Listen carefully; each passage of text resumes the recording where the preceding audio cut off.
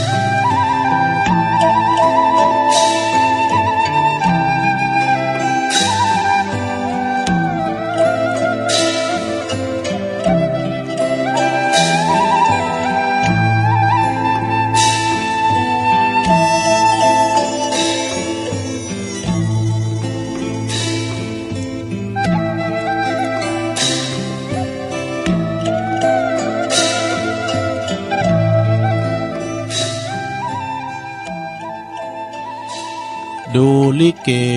โขนหนังโปรดยั้งคิดมองชีวิตคนเล่นเช่นโขนหนังบางครั้งสุขทุกรมสมประดังไม่กี่ครั้งก็ลาลับกลับเข้าโลงตื่นเจ้าขึ้นมายิ้มแย้มแจ่มใสทุกโศกโรคภัยหายไปหมดเสงขอความนอบน้อมแด่พระรัตนตรัยอันมีพระพุทธพระธรรมพระสงฆ์เป็นสรณะตีปึงกราบแนบไตรไหวสาถวายความเคารพมายังครูบาอาจารย์พระมหาเถรานุเถระตันเจ้าคณะพระสังฆาธิการพระภิกษุสามเณรเจ้าจุโตนจุองค์กุวัดวาอารามพร้อมตึงสำนักสงฆ์ตัวขอความสุขสดสดีเจริญปอนเจริญชัยจงบังเกิดแด่ศรัทธาญาติโยมทั้งหลายทุกคนทุกท่านเด้อปอออกไม่ออกศรัทธานาบุญนักศีลนาบุญหมู่เฮาเจ้าขาดทั้งหลายบ่ว่าจะปิ้นปอลงแม่ลงปอลุงแม่ป่าปีป่าหน้าเอาศรัทธาตีนจ้องห้องวัดเฒ่าแก่หนุ่มกำจะยิงทั้งหลายเนาะเมื่อวัดตื่นจืนแตกตื่นมื่นตามาเนาะก็หมุนคืนมาฟังตั้งแต่ตุลุงทองตั้งแต่เพ่งแล้วก็ถึงเวลาตีสามมาสักน้อยตุลุงก็มาเข้ารายการเนี่ยเปิ้นตั้งชื่อหือว่าเป็นรายการซับเปเฮละปากินากะขอนลุงไก่แจ้งรายการเสียงธรรมแสงทองนะซึ่งดำเนินรายการบริหารเวลาโดยต้นโตแห่งอาตมาภาพเก่ากับผมตุลุงนันชัยวัฒนาคะเสโนจากวัดพระธาตุดอยน้อยตำบลดอยหล่ออำเภอดอยหล่อจังหวัดเชียงใหม่ก็ได้มาดำเนินรายการเนาะเข้ารายการตั้งแต่อันนี้เป็นรายการตุลุงแต่ละนะ2-3 วันที่ผ่านมานี่ก็ได้ตกได้แตนบริหารเวลาไปนะเปิดฝากรายการไว้สำหรับรายการตุลุงแต่เนี่ยก็วันพฤหัสบดีคือวันนี้เนาะวันศุกร์แล้วก็วันเสาร์3เจ้าเนาะศรัทธาเนาะก็มาปบมาปะกันกับครูบาอาจารย์ตุลุงมา3นะพัดศุกร์เสาร์ติดจันการปุดนั่นก็เป็นหน้าที่ของท่านผอ.ฮอนคืนสีขาวท่านพระครูอภิวัฒนวิกรมเปิ้นกดจัดสรรปันแบ่งเวลาให้ครูบาอาจารย์มาเทศนาธรรมพองก้ามรดกธรรมพองก้าเนี่ยแล้วก็บรรยายพองก้าหลากหลายศรัทธาฟังกันไปเถอะเนอะสุสังละพะเตปัญญังฟังโดยดียอมเกิดปัญญาเกิดจากการฟังเนาะฟังแก่ง้อมแก่เงาสำหรับพังตุลุงนี่เมียนบะเมียนพิธีขั้นตอนเนี่ยกันแบบหลากอย่างนะแบบลูกทุงเนอะ แต่บ่มีธรรมะเจนสูงอย่างสักอย่างอะนะเอาธรรมมาวาพองธรรมนี่เอาถึงนับถือแต่เตี่ยวเปิ้นเขียนจากธรรมมาดูน้ำจะมาเหมอ้อมใจมาแต่งอ้อมใจนะเอาธรรมบรรยายพองก้ามรดกธรรมสาถาโวพองก้าเรานิทานธรรมพองก้าอีน่ะก็เลยมาเป็นรายการสัพเพเหระมีสัพปะอันปันอย่างเหมือนกับแก่งเคเนาะ ก่อนอื่นนี่ก็จะไหวพระเกินเด้อก่อนที่เขาจะได้มาไปดังสถานีที่เปิ้นมีบุญต่อโสตประสาทเฮาที่ได้ฟังกันถึงบ้านถึงจ้องนี่นะมาไหวพระสวดมนต์กันเกินเน้อตึงหลงตึงหลายเนาะเพื่อความเป็นสิริเป็นมังกละเป็นมงคลกับตนกับโตกับขอบกับโคปุกละยิงใจลูกเต่าเหล่าล้านเลนอยู่ดีมีสุขเน้อไหวพระพร้อมกันไปเลยอะระหังสัมมาสัมพุทโธภะคะวาพุทธังภะคะวันตังอภิวาเทมิสวากขาโตภะคะวะตาธัมโมธัมมังนามัสสามิสุปฏิปันโนภะคะวะโตสาวกสังโฆสังฆังนะมามินะโมตัสสะภะคะวะโตอะระหะโตสัมมาสัมพุทธัสสะนะโมตัสสะภะคะวะโตอะระหะโตสัมมาสัมพุทธัสสะนะโมตัสสะภะคะวะโตอะระหะโตสัมมาสัมพุทธัสสะอิติปิโสภะคะวา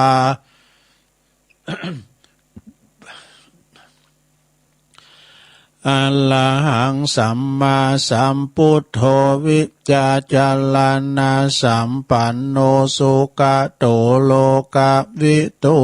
อนุตตโลปุริสตัมมาสาลาทิสัทธาเทวมนุสสานังพุทโธภควาติสวากขาโตภควตาธัมโมสันติติโกอากาลิโกเอหิปัสสิโกโอปันนยิโกปัจจัตตังเวติตาโปวินโยเหติสุปฏิปันโนภะคะวะโตสาวกสังโฆอุจจุปฏิปันโนภะคะวะโตสาวกสังโฆยายะปฏิปันโนภะคะวะโตสาวกสังโฆสาเมจิปฏิปันโนภะคะวะโตสาวกสังโฆญาติตังจัตตาลิปุริสยุคานิอัฏฐปุริสปุคลาเอสะภะคะวะโตสาวกสังโฆอะหุนายโยปะหุนายโยตักขินายโยอัญจลิกาลนิโยอนุตตลังปุญญเขตังโลกัสสาติจะยันโตโปธิยามุเลสกายานังนันทิวัตโนเอวังตวังวิจัยโยโหหิจัยยสุจัยยมังกัลเลอปัลลาจิตะปันลังเกสีเสปัตตวิปุคะเลอภิเสเกสัพพพุทธานังอกัปปะโตปโมทติสุนักกตังสุมังกลังสุปปะตังสุโหติตังสุขโนสุโมโหโต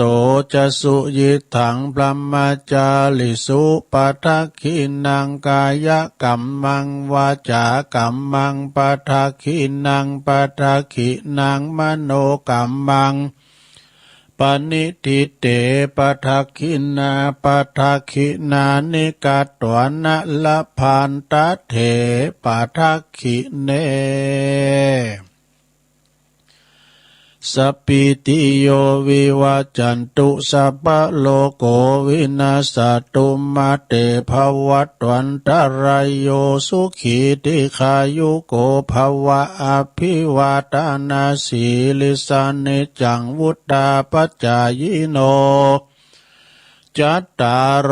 ธรรมาวทันติอายุวันโนสุขังปะลัง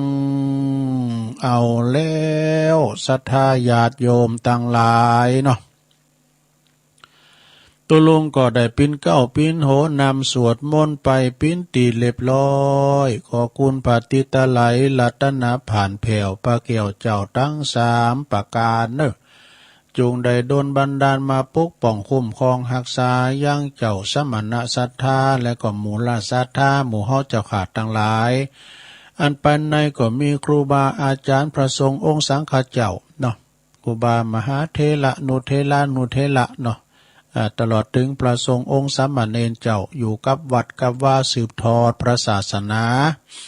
เป็นตัวแทนนะเผยแผ่สัจธรรมคำสอนขององค์พระสัมมาสัมพุทธเจ้าปินเนินนาบุญศรัทธาได้มาสักการะปูชากราบไหวเนาะแล้วก็ได้มายึดเหนี่ยวจิตใจศรัทธาปินประธานในการคืดสร้างห่างแปลงนะธนุบำรุงพระพุทธศาสนาคืดสร้างห่างแปลงบวคุดน้ำบ่อก่อกำแปลงศาลาแปลงโบสถ์วิหารลานเจดีย์ต่างๆก็มีสาธุเจ้าปินประธานในการนำกินน้ำตาลนำคืดน้ำสั่งนะ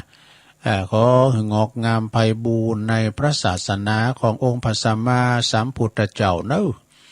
ตลอดถึงศรัทธาญาติโยมทั้งหลายปลงแม่หลงปลุงแม่ปะมีสุขภาพพลานามัยสมบูรณ์แข็งแรงกินข้าวลำกินน้ำลงเนอะขอปินกำลังจิตกำลังใจอีปอยเมที่เดินเหินไปไหนมาไหนบ่ได้เอาวิทยุเอานำทำคำสอนเนอะฟังนำฟังทำไปปิ้นกูปิ้นกิ้มฟังไปปิ้นวันไปเนอะมันต้องไปตุกเลือดร้อนซังเนาะอยู่ปิ้นกูปิ้นกิ้มหรือว่าอยู่ปิ้นล่มโพล่มไทรของลูกของหลานไปปิ้นตี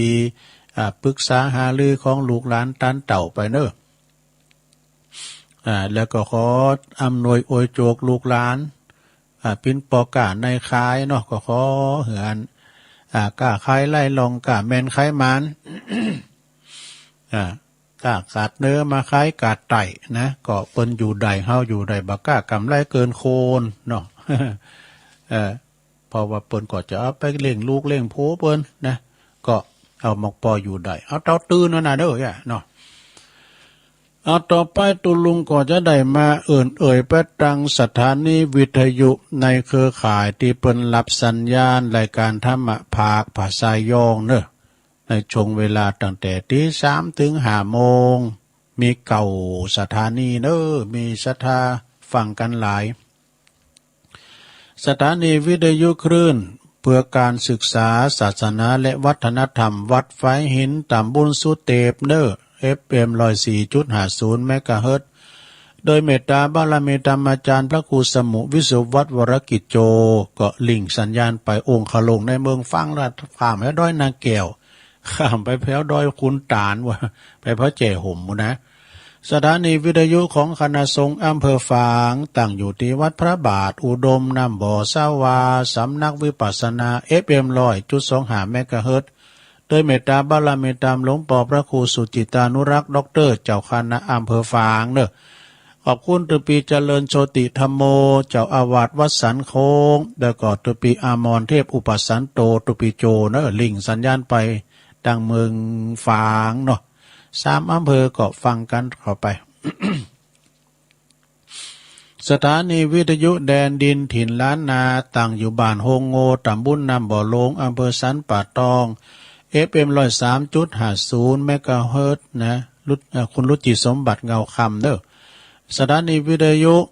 คลื่นธรรมะของชุมชนวัดหอยตองซักตำบลขวงเป้าอำเภอจอมทองเนอะ FM 98.75 เมกะเฮิรตซ์ โดยหลวงปู่ท่านอาจารย์พระครูวาปีวรมานิตท่านจันเจ้าอาวาสเนอะพระอาจารย์จาวลิชัยวังโสรองเจ้าอาวาสลิงสัญญาณไปนะโซนไต่ฟังกันเน่นนะสถานีวิทยุมนเสียงธรรมจากวัดบุพารามตำบลช่างเครื่องอำเภอแม่แจ่มเนอะFM 106.25เมกะเฮิรตซ์โดยเมตตาบารมีธรรมหลวงปู่ท่านพระครูมงคลวิสิทธิ์หลวงปู่ใหญ่เนอะเจ้าคณะอำเภอแม่แจ่มขอบคุณท่านปลัดอุทัยถึงสองด้วยเนอะถึงสองอุทัยสถานีวิทยุเน็กเนลเรดิโอ FM เก่า 16.75 เมกะเฮิรตซ์ตั้งอยู่ที่บ้านจงตำบลทุ่งกวาวห้างหุ้นส่วนจำกัดอนุสรณ์เรดิโออำเภอเมืองปานจังหวัดลำปางเนอะสถานีวิทยุคลื่นคนเหนือชุมชนคนเหนือเขื่อน FM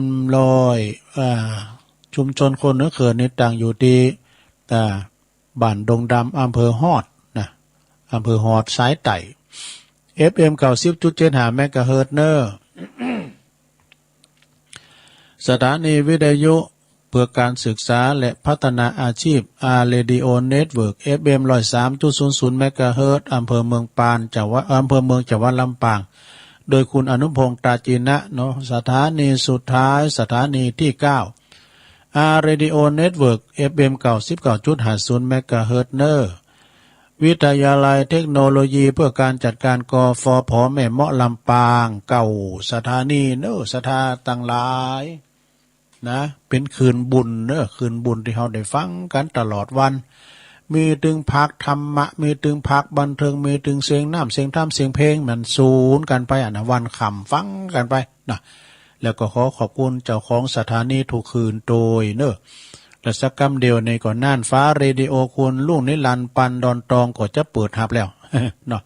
ฟังกันไป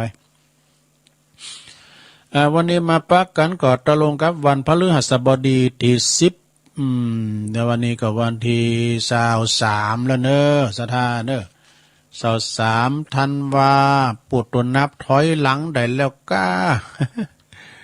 เหลือดำกี่วันเนี่ยเนาะ23วันนี่ละเนี่ย6-7วันเดินปีก็จะผ่านไปวันเดินปีว่องไวเหมือนโกหกนะก็เดียวแมปเดียวก็ได้กับวันเสาร์วันอาทิตย์อันนี้คือพอว่ารายการตะลุงเนี่ยก็เดียวก็ถึงอย่ามาโวยกดโวยก็ตัวมี3วันกันนี่ เปิด7วันมาวันขอบคุณปอสมจิตสีใจเนอะปอสมจิตนี่เปิ้นก็ว่าฟังตลอดเนอะอยู่แม่ซูนน้อยฝางบุญนะอายุ58นะเป็นกำลังใจให้ปอสมจิตเนอะเนี่ยเก้าเงาเปิ้นอยู่บ้านปากล่องนี่นะตำบลอดุยบ้านของแม่ครูเขาน่ะนะสุพรรณาอีมังเขาเนี่ยนะหูจักอยู่ก้าปอสมจิตสีใจอายุ58หนุ่มเลือดตะลุงกันละปอมองล้อพี่น้องไตฝางปุ่นแหมปอเกตทิยะ มากายอนนี่อยู่ไม่ว่างไงเนาะบ้านของงานปนานจันทร์ศรีสุวรรณเขานะกะแล้วก็มีเมดีสุวรรณล้อมในป่าสร้างหน่อยตุยนะปอน้อยชาญสบายดีละบ่ปอน้อยชาญปุ่นสุวรรณวิหารแล้วก็อันแม่น้อยจุ่มแก้วครับปุ่นนะเนาะฟังกันอยู่นอกต่อไปศรัทธาญาติโยมทั้งหลายวันนี้ตุลุงมีของดีถึง77จังหวัดมาฝากเนาะมีหยังพองนะปุตโตคำขวัญของเปิ้น77จังหวัดนะบ้านเฮาเมืองไทยเฮานี่เฮาก็ว่ากว้างเฮาไปกรุงเทพนะนั่งรถกุ่นบ่ฮ้อนซะดาเนาะก็อย่ามาไกลเลยเฮาคือว่าเมื่อก่อนไปกรุงเทพครั้งแรกนะก็ประเทศไทยนี่กว้างขนาดก้าไอ้นะเพิ่นมาเปรียบเทียบกับเปิ้นเนี่ยจะประเทศใหญ่ๆนี่รัฐบางรัฐของเปิ้นนี่กว้างหรืออันประเทศไทยดูเพิ่นแผ่นดินเนี่ยก็กว้างใหญ่เน้อสะทาเนาะนกเงี้ยมันอยู่บนมันบินสูงนะมันว่าแล้วแผ่นดินนี่มันน้อยน้ำเลยนี่น้อยน้ำเลยมีการน้ำแวดน้ำมี3ส่วนดินแผ่นดินมีส่วนเดียวกูจะล่วงไปหุ่มมันจุ่มน้ำไม่กำลอย นกอย่างเงี้ยมาเรื่องการมันบินลงนะมันเดินห่มกุ่นมันจะยำดินเหรอมันนั้นมันจุ่มน้ำเนี่ยมันอยู่สูงเนาะมองใบมันเต้นเนี่ยแผ่นดินมองใบมันเต้นเนี่ยแล้วก็นกอย่างเงี้ยนกนะนอนก่อนนอนเหมือนเปิ่นเอาตีนเยื่องขึ้นนะบุญวะกลัวฟ้าถล่ม มันนั้นกึดไปเลยนะกูฟาดตะลุมมาติ้นอันต่างคือน้ำบุญบ่ เนี่ย77จังหวัดนะญาติโยมทั้งหลายมันมีจะได้นี่ก็เดี๋ยวจะเล่าให้ฟังนะได้รับความเมตตาจากท่านพระครูสมุวิศวัตรวรกิจโจนะเพิ่นสูงมากนะอันละเหมือนกันเนอะศรัทธาไผอยู่จังหวัดไหนก็ลองฟังบ่ได้ลงเนอะยาวเหมือนกันน่ะเนาะก็เดี๋ยวจะว่าทำอยู่อีนะเป็นว่านะเขาคิดกันได้อย่างใดนะไผอยู่จังหวัดไหนก็ขอให้มีความสุขขนาดนะมีความสุขมากๆตลอดไปเนอะนะเพื่อจะอวยพรปีใหม่77จังหวัดนะนี่มันเป็นจะได้77จังหวัดเนี่ยขอให้เปินฝูงเปินที่ฮักต่างหลายเนี่ยนะมีความสุขสมหวังแล้วก็ทุกเปินทุกจังหวัดด้วยเนอะนี่ ลองฟังว่าเนอะฟังแก่งอมในลงเนอะ77จังหวัดได้ไผอยู่จังหวัดได้ก็ฟังว่าเนอะถ้าว่าไผอยู่จังหวัดกรุงเทพนี่จังหวัดกรุงเทพไม่เจ็บไม่จนนี่อยู่กรุงเทพนะไม่เจ็บไม่จนอยู่อุบลมงคลมั่งมีอยู่ราชบุรีไม่มีเพื่อนงก อยู่นครนายกเนาะปีชงแคล้วคลาดนี่อยู่เมืองตราดนะจังหวัดตราดนี่นะญาติมิตรเกื้อกูลอยู่เมืองสตูลใจบุญสุนทานนี่อยู่จังหวัดกาญจนบุรีอยู่เมืองกาญนี่การงานสำเร็จอยู่จังหวัดภูเก็ตเพศภัยแพ้พ่ายมาพ่ายแพ้นี่อยู่เมืองแพร่แห่ขวดตาลใจสุมาเด้อ เมืองแพร่แห่ขวดตาลเนาะอยู่จังหวัดแพร่บุญแต่ปางก่อนนี่อยู่สกลนครเงินทองไหลมาเทมาดูอยู่เมืองลิยะลาหน้าตาหล่อเหลาอยู่พะเยาพระเจ้าอวยพรนี่อยู่จังหวัดแม่ฮ่องสอนขอให้คลาดแคล้วอยู่จังหวัดสระแก้วเพลิดเพล้วแพลวพลันนี่อยู่นครสวรรค์ปัญญาเลิศล้ำถ้าอยู่บุรีรัมย์เหรออยู่บุรีรัมย์สมดังใจจินอยู่สุรินทร์เมืองช้างอยู่เมืองสุรินทร์นี่ทรัพย์สินเพิ่มพูนถ้าอยู่เพชรบูรณ์อย่าทุกอย่างเคยนี่ไปตุกไปโศกอย่างเคยเนอะเนี่ยอยู่เมืองเลยเนี่ยสาวเลยยังรอกับเพลงบรรมูลนะอยู่เมืองเลยเดินทางปลอดภัยอยู่สุโขทัยอย่าได้ตรอมตรมอยู่นครปฐมผู้คนรักใคร่อยู่เชียงใหม่ มาถึงเชียงใหม่แล้ว อยู่เชียงใหม่แปลว่าอะไรตอบสิ อยู่จังหวัดเชียงใหม่โรคภัยตีจากมีโรคภัยไข้เจ็บยาเนอะแต่ละมัดระวังจะไปประมาทกาดจะไปตกนะมันก็พัฒนาเฮาก็พัฒนาเฮาเสียยา3 คืนแล้วปลอดภัยกะปลดลงไปได้จะได้ ก็ขอจะไปประมาทกาดจะไปตกนะเชื้อโรคเดินได้อยู่จังหวัดสุโขทัยอย่าได้ตรอมตรมอยู่นครปฐมผู้คนรักใคร่อยู่จังหวัดเชียงใหม่โรคภัยร้ายตีจากไปเลยเนี่ยอยู่เมืองตากจังหวัดตากนะอย่ามีอาวรณ์อยู่ชุมพรลูกน้องเกรงขามอยู่จังหวัดสมุทรสงครามสูงยาวเข่าดีนี่อยู่จังหวัดเพชรบุรีอยู่จังหวัดสระบุรีคนดีผีคุ้มอยู่ชัยภูมิจังหวัดชัยภูมิหนูอีสานบุนะสูงศักดิ์ยศถาเนี่ยยศถาบรรดาศักดิ์นะอยู่จังหวัดอยุธยาเมตตาปราณีดูอยู่นนทบุรีไม่มีเงินทองสุมาดำใจเนี่ยมันจะว่าพิษไปตุสุมาเนอะอยู่จังหวัดอยุธยาเมตตาปราณีอยู่นนทบุรีไม่มีที่2นี่เป็น1ตลอดอยู่จังหวัดละนองครอบครัวเปรมปรีขอบคุณแม่พินเนอะแม่สายพินก็เดี๋ยวมาซอเนอะ เปิ้นตักตังลายเข้ามาไม่มีที่2อยู่จังหวัดละนองครอบครัวเปรมปรีอยู่อุดรธานีเหรอไพ่เป็นเล่าพองเนี่ยไพ่อันนี้เนี่ยลาวอีสานตุลงกวานะไพ่เป็นเล่าพองลองอูมันสักกรรมเหรอโอ้อันนี้มันขำมุกัน อยู่จังหวัดอุดรธานีไม่มีกิเลสนี่อยู่จังหวัดศรีสะเกษเกษมสุขศรีอยู่กระบี่จังหวัดกระบี่นะพอมีพอกินเนี่ยอยู่ชีวิตอย่างพอเพียง อยู่กาฬสินธุ์ละหมดสิ้นทุกภัยนี่หมดสิ้นภัยพานกันเนาะอยู่จังหวัดสมุทรปราการไร้ความราคีอยู่จังหวัดลพบุรีมีแต่อำนาจเนาะอยู่จังหวัดโคราชเหรอเอาเมืองของอาจารย์นิพนธ์อยู่จังหวัดโคราช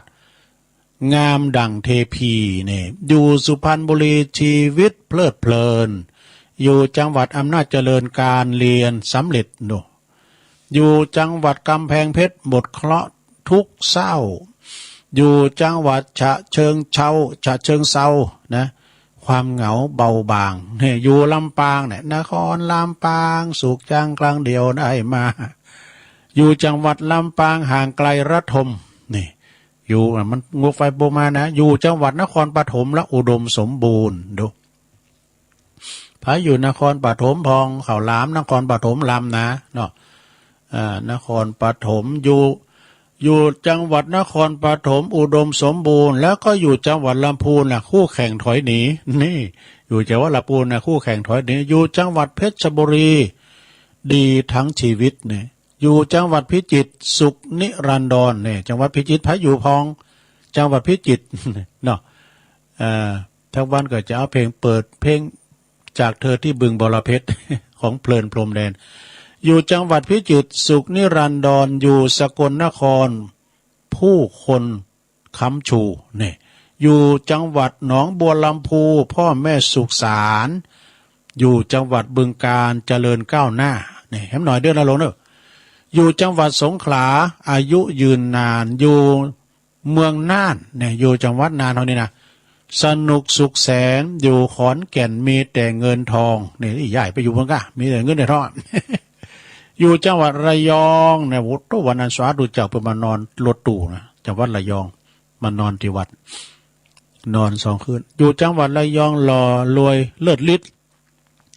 หล่อรวยเลิศฤทธิ์อยู่จังหวัดอุตรดิตถ์อยู่ถึง100 ปีนะใหญ่ไปอยู่ปุ่นเนี่ยกะอายุยืนถึง100 ปีเนี่ยอุตรดิตถ์อยู่จังหวัดจันทบุรีไม่อ้วนไม่อวบอยู่จังหวัดประจวบคีรีขันธ์นะอยู่จังหวัดประจวบร่ำรวยพลอยเพชรนี่อยู่จังหวัด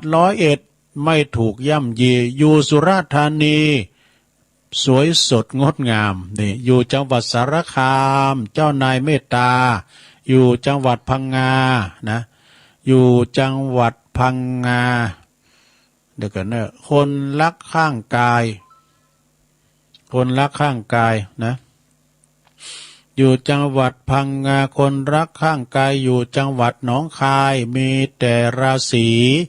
อยู่จังหวัดปัตตานีประสบสมหวังอยู่เมืองตรังมั่งคั่งร่ำรวยดีนะอยู่จังหวัดอุทัยธานีพระอยู่พองอุทัยธานีถูกหวยรวยโชคปุ๊ดถูกหวยรวยโชคนะ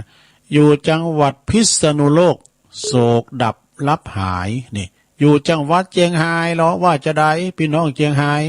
อยู่จังหวัดเชียงรายได้เป็นเศรษฐีใหญ่ไปปุ่นนะอยู่จังหวัดชลบุรีสุขประพัฒสอนอยู่นค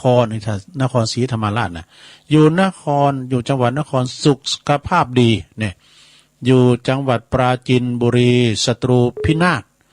อยู่นราธิวาสความรักเ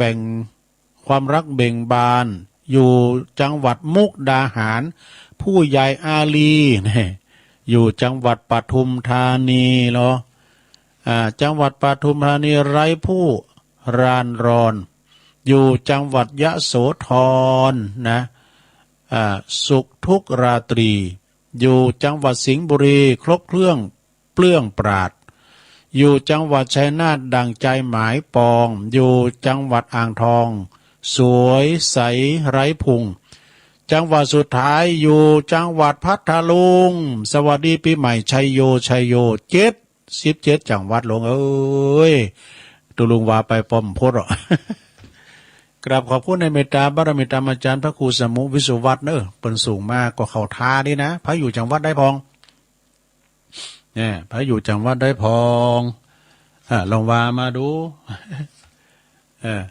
77จังหวัดราชดาญาโยมเปิ้นว่ายังน้อยเลื่อนหลัดเปิ้นบางหลัดหรือบางประเทศดูประเทศไทยเขาก็ว่ากว้างแล้วนะเนาะ โอ้จากอันสามเหลี่ยมทองคำเจียงไฮ้ไปถึงปุ่นอ่ะเนาะปักไต่ปุ่นอ่ะโหกี่กิโลแล้วเหรอถ้าใช้อยู่เมืองไทยเนี่ยเมืองไทยเมืองปุดโอ้กินหมนตันหวานกินหวานตันตองเอาไปอยู่เมืองนองพอข่าวต่างประเทศข่าวฟันบันแต้งกันนะจะรุงวางปิ้นกัมมนลินนะบัดเดี๋ยวก็ยวนบุกพม่าเดี๋ยวก็อเมริกาตั้งฐานทัพอาหรับซื้อเครื่องบินฟิลิปปินส์เดือดร้อนเรบันนอนจี้ตัวปากันเยอรมันจุลมุนญี่ปุ่นรุนแรงกินแดงแบ่งเขตที่เบตต่อต้านเนปาลสูญเสียอินเดียกู้หนี้เกาหลีตึงเครียดโซเวียตยิ่งใหญ่ไทยแลนด์เฮานี่พัฒนาลูกเดียว เป็นกัมมนได้ลงนะพัฒนาเปลี่ยนสนามรบเป็นสนามการค้าสมัยชาติชายนะเป็นสนามม้าเป็นสนามมวยเปลี่ยนหวยล็อกเป็นหวยปิงปองเนี่ยฮอนแตงเนี่ยมันถูกเขาอ้อปิงปองตักก่อนมันมูลนู่นลงเนาะจอดเลยนะเลขที่ออกเราไปหวังกับความเรื่องหวยกับมันใดก็ดีลูกกับมันมาใดนี่กะอันนั้นอย่างให้พอเนื้อลงอย่างให้พอเนื้อลงผ่อนให้พอเนื้อนั่นนะอย่างตุก็หวยนะคะอย่างให้พองเอาไปตอมหางตอมมีเขาหน่าจะตั้งเอามาอีกเอาไว้กินไว้ตาเนี่ยลงเนอะโอ้เจ้ามือเจ้าหัวกาสุมาเนี่ย เอาละเปิดบ้างเป็นการเสียเวลาตกลงจะเตะทำเจ้ากรรมในเวรกันนะลงเนี่ยวันนี้ได้รับเจ้าภาพจากปีนานเลื่อนปีนานดิบเนี่ยเปิ้นเคียนมาว่าเนาะเปิ้นอยู่บ้านป่าเบาะก้องงามเลยนะปีนานเลื่อนนะเปิ้นตอกสินดูนะนานดิบน่ะไม่ได้ไปหาการง่ายด้วยน่ะปล่อยมันขี้คายกันเนอะเดี๋ยวไปตอกสินเลยนะน่ะ โอ้ว่าก็ไปช่วยไปเขียนป้ายหยังโอ้ก็ปอาจารย์ปนานประเสริฐอีดูงามจำอายุเป็น83ไอ้เนาะเป็นปิ่นปอาจารย์เก่าวัดก้อโมงนะเนี่ยก้อโมงในต่างอยู่ตำบลปักบ่องเนอะครูบาเป่งพระครูประพัฒสาธุการตุลุงปิงเป็นปิ่นตุลุอันปนานประเสริฐในอายุ83ปีดูเป็นปิ่นจานเก่าเพิ่นจะเสวันเสาร์เนี่ยเนอะไอ้ดูลุงนันเลื่อนเพิ่นฝากประกาศมาโอ้คุณหนักคุณหลายทุกวันแม่อุ้ยหมอนโน้นพรมมาแบนในปิ้นแม่ของปีนานเลื่อนนะปีนานดิบนะจะครบอายุ104 ปีในวันที่1 มกราคมโอ้แฮปปี้เบิร์ธเดย์เนี่ยลงเนอะแฮปปี้เบิร์ธเดย์เนี่ยขอถึง120เนี่ยลงอุ้ยหมอนโน้นพรมมาแบนเปิ้นอายุเปิ้น104 ปีที่แม่ก็ไม่เคยหูย่าตัวเนี่ยเปิ้นก็ว่าก็ไปตามสัจธรรมเด้อเนาะไปตามสัจธรรมเป็นธรรมดาเฮายังมออีเนี่ยบ่รู้ตัวลุงแกกะล้างตะเฮ36อย่าว่างกเงินเนี่ยได้หน้าลืมหลังได้หลังลืมหน้าเนี่ยหลวงพ่อมานี่ว่าตัวลุงกะล้างไอ้รา36กะเนี่ย26ก็แม่นนะเอาละสตาเตะพองลินพองไปถือสากันเนอะเจ้าว่าทำเกิดนลงเนอะวันนี้หลงหมอนโนนพรมมาแบนปิ้นเจ้าภาพเนอะอายุ104 ปีปิ้นนั้นเลื่อนว่าเอา3 วันเลยในตุน่ะผู้คอมเมนต์เนอะอุ้ยหมอนโนนพรมมาแบนเนี่ยนะปู่จ้านำจิตนำใจขอหมู่เฮาเจ้าขาดทั้งหลายอายุมันยืนยาวเลยอย่างหมอนโนนนี่เนอะแม่อุ้ยหมอนโนนพรมมาแบนนะมันควรเพิ่นนอนวัดนอนว่าเกิดนะจำเพิ่นเตียวใดไปปิ้นน่ะเนาะจะได้เตียถึงลุงหมอนโน่นถึง3 เจ้ากันเนอะแล้วก็อันแม่เพนขาวเตี้ยด้วยเนอะนะอันนี้เปิ้นก็จะกินจัดต้านไปหาปออุ้ยน้อยปันแม่อุ้ยเงินจินาอิโดยนายอเนกชัยกวินก็จะต้านไปหาปอสอนชัยกวินโตยเนาะแล้วก็ตึงหลายโยมเนาะฟังทำกันไปเนอะฟังไปรับไปเนอะ ฟังไปรับไปต่อไปก็ขอป้อนานเนาะป้อนานอะไรเนี่ยลุงนานครับขานข้าวจ้อยและกำบักเก่าป้อนานอ้ายป้อนานอ้ายมาราธนาธรรมกรรมนี่เอาต่อไปจะราธนาธรรมเพราะนั้นอาจจะราธนาธรรมแล้วเด้อ พรหมลายโตองค์อาจภาพเต้นวิมานทอง ทำอันใดดีตาลาตาลอง เทวดาทั้งหลาย องตามกองแห่งนักปราชญ์ผู้ข้าน้อยนาถขออาลาธนาธรรมนะธรรมะธัมมังปัจจังอาราธนังกาโลมาพระนานไปนั่งอยู่นอกเมื่อก่อนนะพระนานเนอะไปดูดบุหรี่อยู่นอกเมื่อก่อนเนอะก็เดียวก็เข้ามาสุมาโคตานเหมือนกันนะว่าแล้วก็ไปอ่ะมันใจเขาก็ไล่สุมาในพระนานเนอะเอาฟังธรรมนะลงเนอะเจ้ากรรมในเวรฟังไปรับไป นะโมตัสสะภะคะวะโตอะระหะโตสัมมาสัมพุทธัสสะกัมมุนาวัตติโลโกกัลยานะกาลิกัลยานังปะปะกาลิจะปะปะกันติสัทธโวดุลาสาปุลิสาทั้งหลายตั้งเมื่อยิ่งใจมวลหมู่อันนั่งหรือว่านอนอยู่ฟังธรรมนะจงดาจำติดต่ออย่าหือได้ขาดคอบทใดเราจะไขกล่าวจี้หือรู้ทีกิยาถึงคนเกิดมาในโลกมีสุขทุกข์โศกสูญกันย่อมแผ่พันความเงียงบ่มันเตี้ยงไปมาพ่องก่อมาตูเครื่องกาจ่องหอยพ่องก่อมาสุขจืนจ้อยคืนวันดังพระทานลงทำโตนโยโยเตสนาโพสัตตาว่ามนุษย์โลกตายเกิดมาใจเวรกรรมอันเป็นอันตนได้กาทำสร้างไว้ตั้งแต่ไทยเดิมทีกันว่ากรรมมาสร้างกรรมดีชาติแล้วบุญบอกาขาดแก้วหายหนจักป่าตนได้หือพ้นจากต่างทุกยากจุประการได้สุขเจยบานคำเจ้าบ่อโศกเศร้าเครื่องขี่กันสร้างกรรมบ่ดีกลายหยาบกันก็คือได้สร้างบาปนั้นกรรมก็จักป่าจองจักจองเข้าสู่ห้องอบาย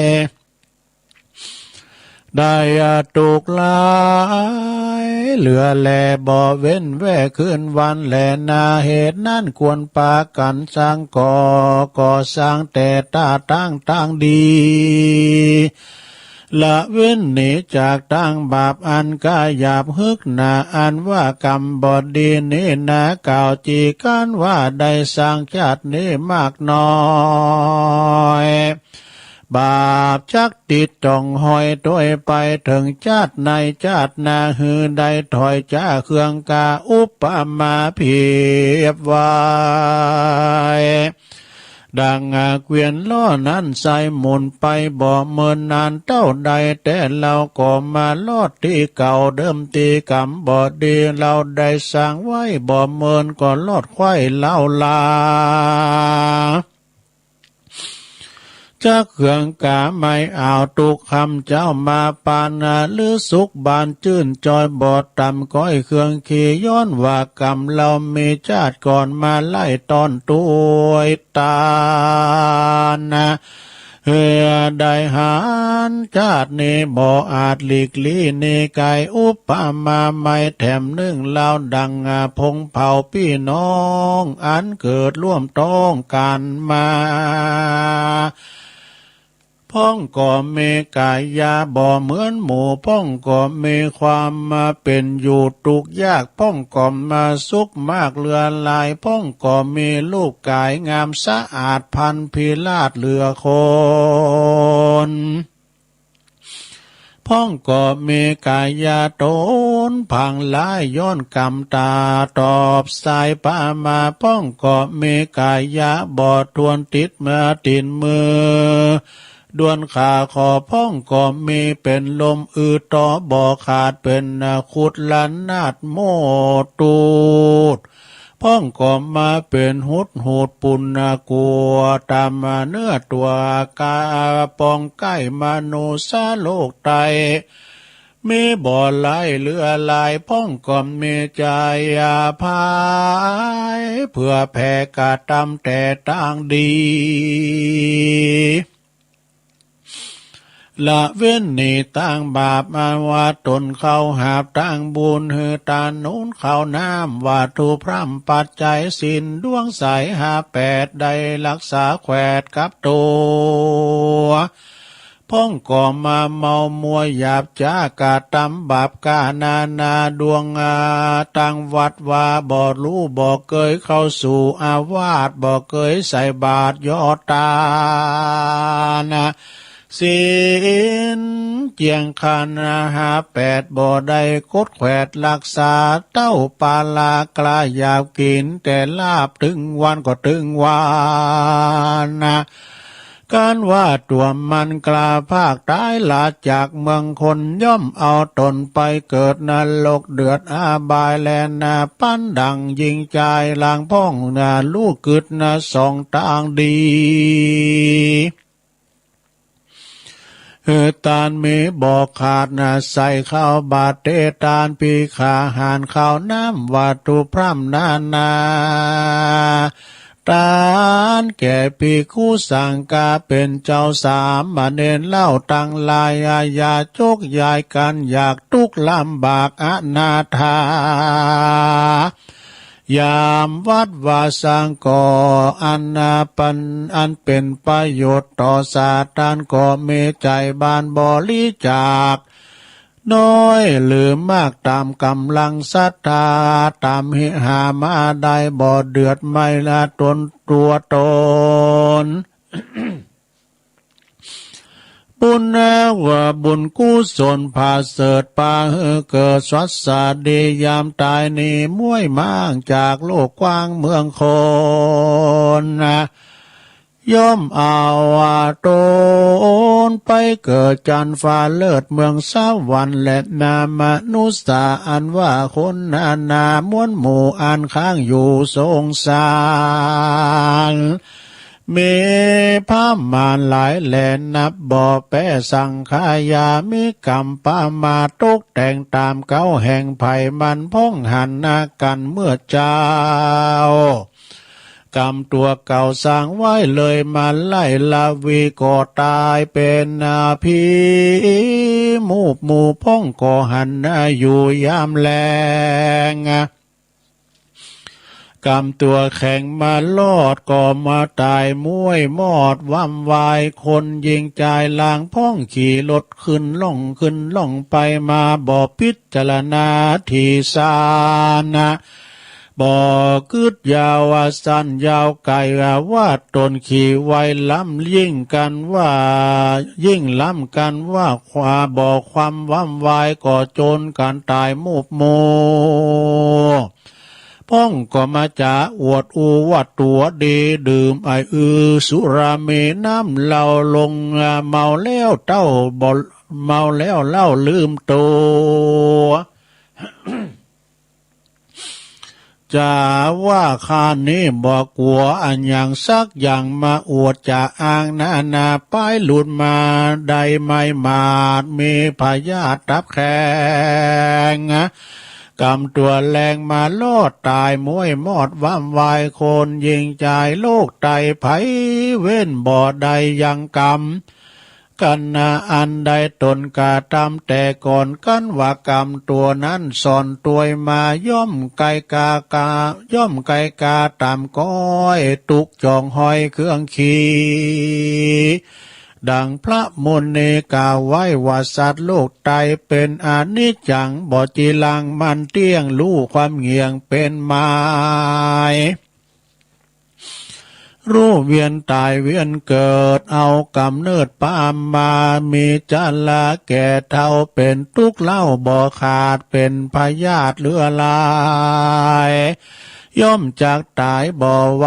บ่ว่าคนตุกไล่เครื่องขี่เป็นมหาเศรษฐีพ่อกามีจ้างมาเงินคามนะ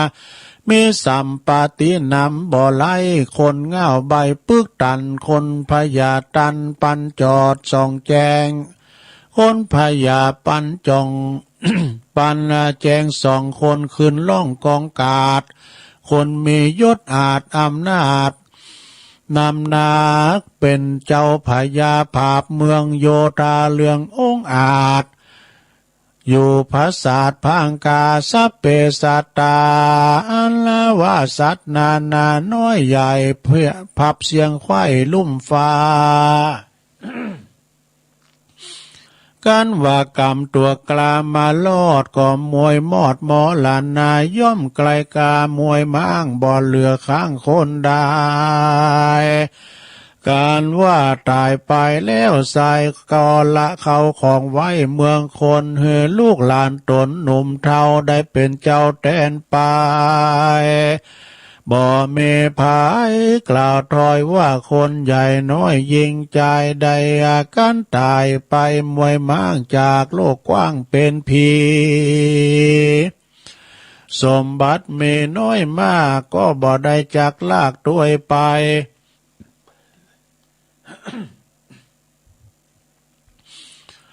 ดังพระจอมไตรตนโยดโยดใดภายโพธิเทศนาว่าคนไกลกลาพลากนาละโลกลาเมืองคนของเขาของตนนั้นใสคือหากมาใดบาปและบุญจักอันจักใดหาบด้วยไปบาปบุญใดภายสร้างบ่ห่างล้างเสียตนจักติดโดยตาไปกูโหนกูจาดบ่ได้ขาดแต่ดีลีการว่ากาตำดีจักใดแต่เป็นสุขปุบจะป้นจากตุกจุปาการการสร้างบาปหานกลายหยาบจักเป็นบาปต่อจนเหตุทุกจนไม่มาดละเว้นบ่เว้นขาดขึ้นวันนั่นแหละนา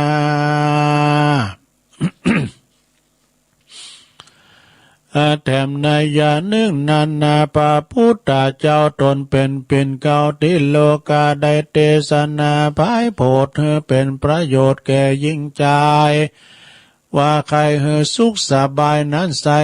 ปากันได้ปฏิบัติตามเป็นก็งามอันนานีพระเก่าจี้ดังหมายเป็นคาถาว่าอาเสวนาจะปาลานังดังเนพระเก่าจี้ไข่ปานว่าคนยิงใจม้วนหมู่อย่าคบสู่คนพาลมีสันดานหยาบจ้ามบ่มีศีลห้ารักษาเป็นคนปาลาถอยไล่ใจบาปใบกาลี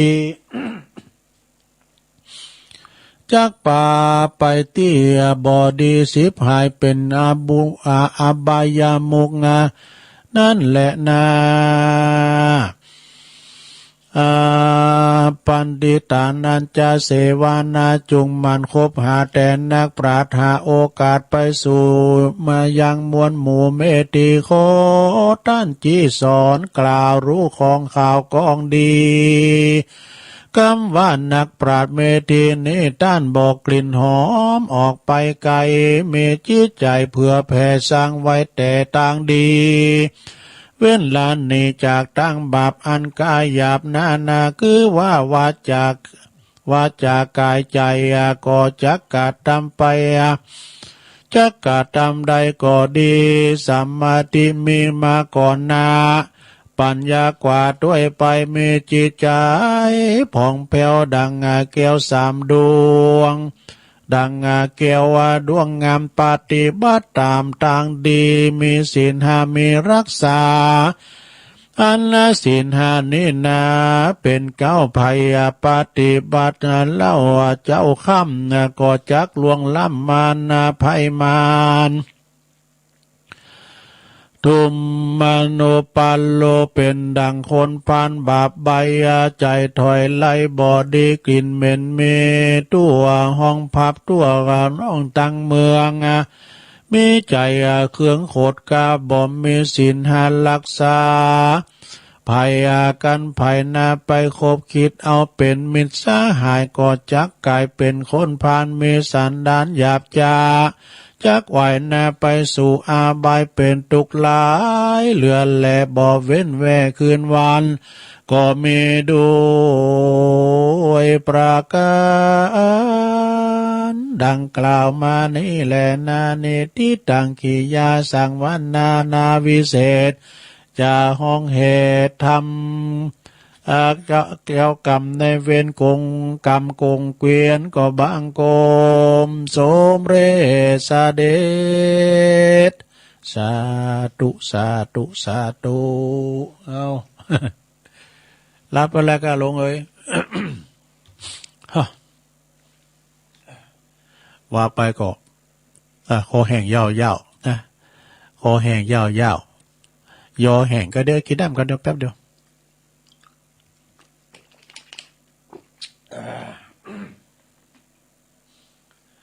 เอาละนะเอาน้ำจุบคอก็เสียงดีขึ้นมาทั้งหน่อยลงเอ้ยเนาะอู่กันไปอ่ะนะลูกทุงเลยลงเอ้ยจะมีอย่างก่อนอู่กันไปนะเวลาตุลุงปะเลอะนี่กำลังจะตีสี่เนี่ยนะอู่กันมาได้ชั่วโมงนะตุลุงจะเล่านิทานนั่นแล้วกันนะนิทานนี้ผมจะ5 โมงนะถ้ามันเล่าทำไมลุงเขาฟังนะเมื่อน่ะเคยเล่าแล้วก็เห็นเนาะลองฟังผมได้ลงเนอะจะเล่านิทานดูเขาย้ำได้ปันป้อนทำไมลุงหมอนเลยเนี่ยเตียทำจบแล้วก็มานิทานหมดละ ก็วันนี้ก็หลวงหมอนโน่นพรมมาแบนเนาะอยู่บ้านป่าเบาะก็งามตานน้ำตานทำนะตานน้ำตานทำต้าน3 วันเกินผู้ก็จะต้านแถมนะพัดสุกเสาจะต้านถึงวันนะเราก็ตึงลงตึงหลายแล้วก็แม่เพนขาวเตี้ยด้วยนึก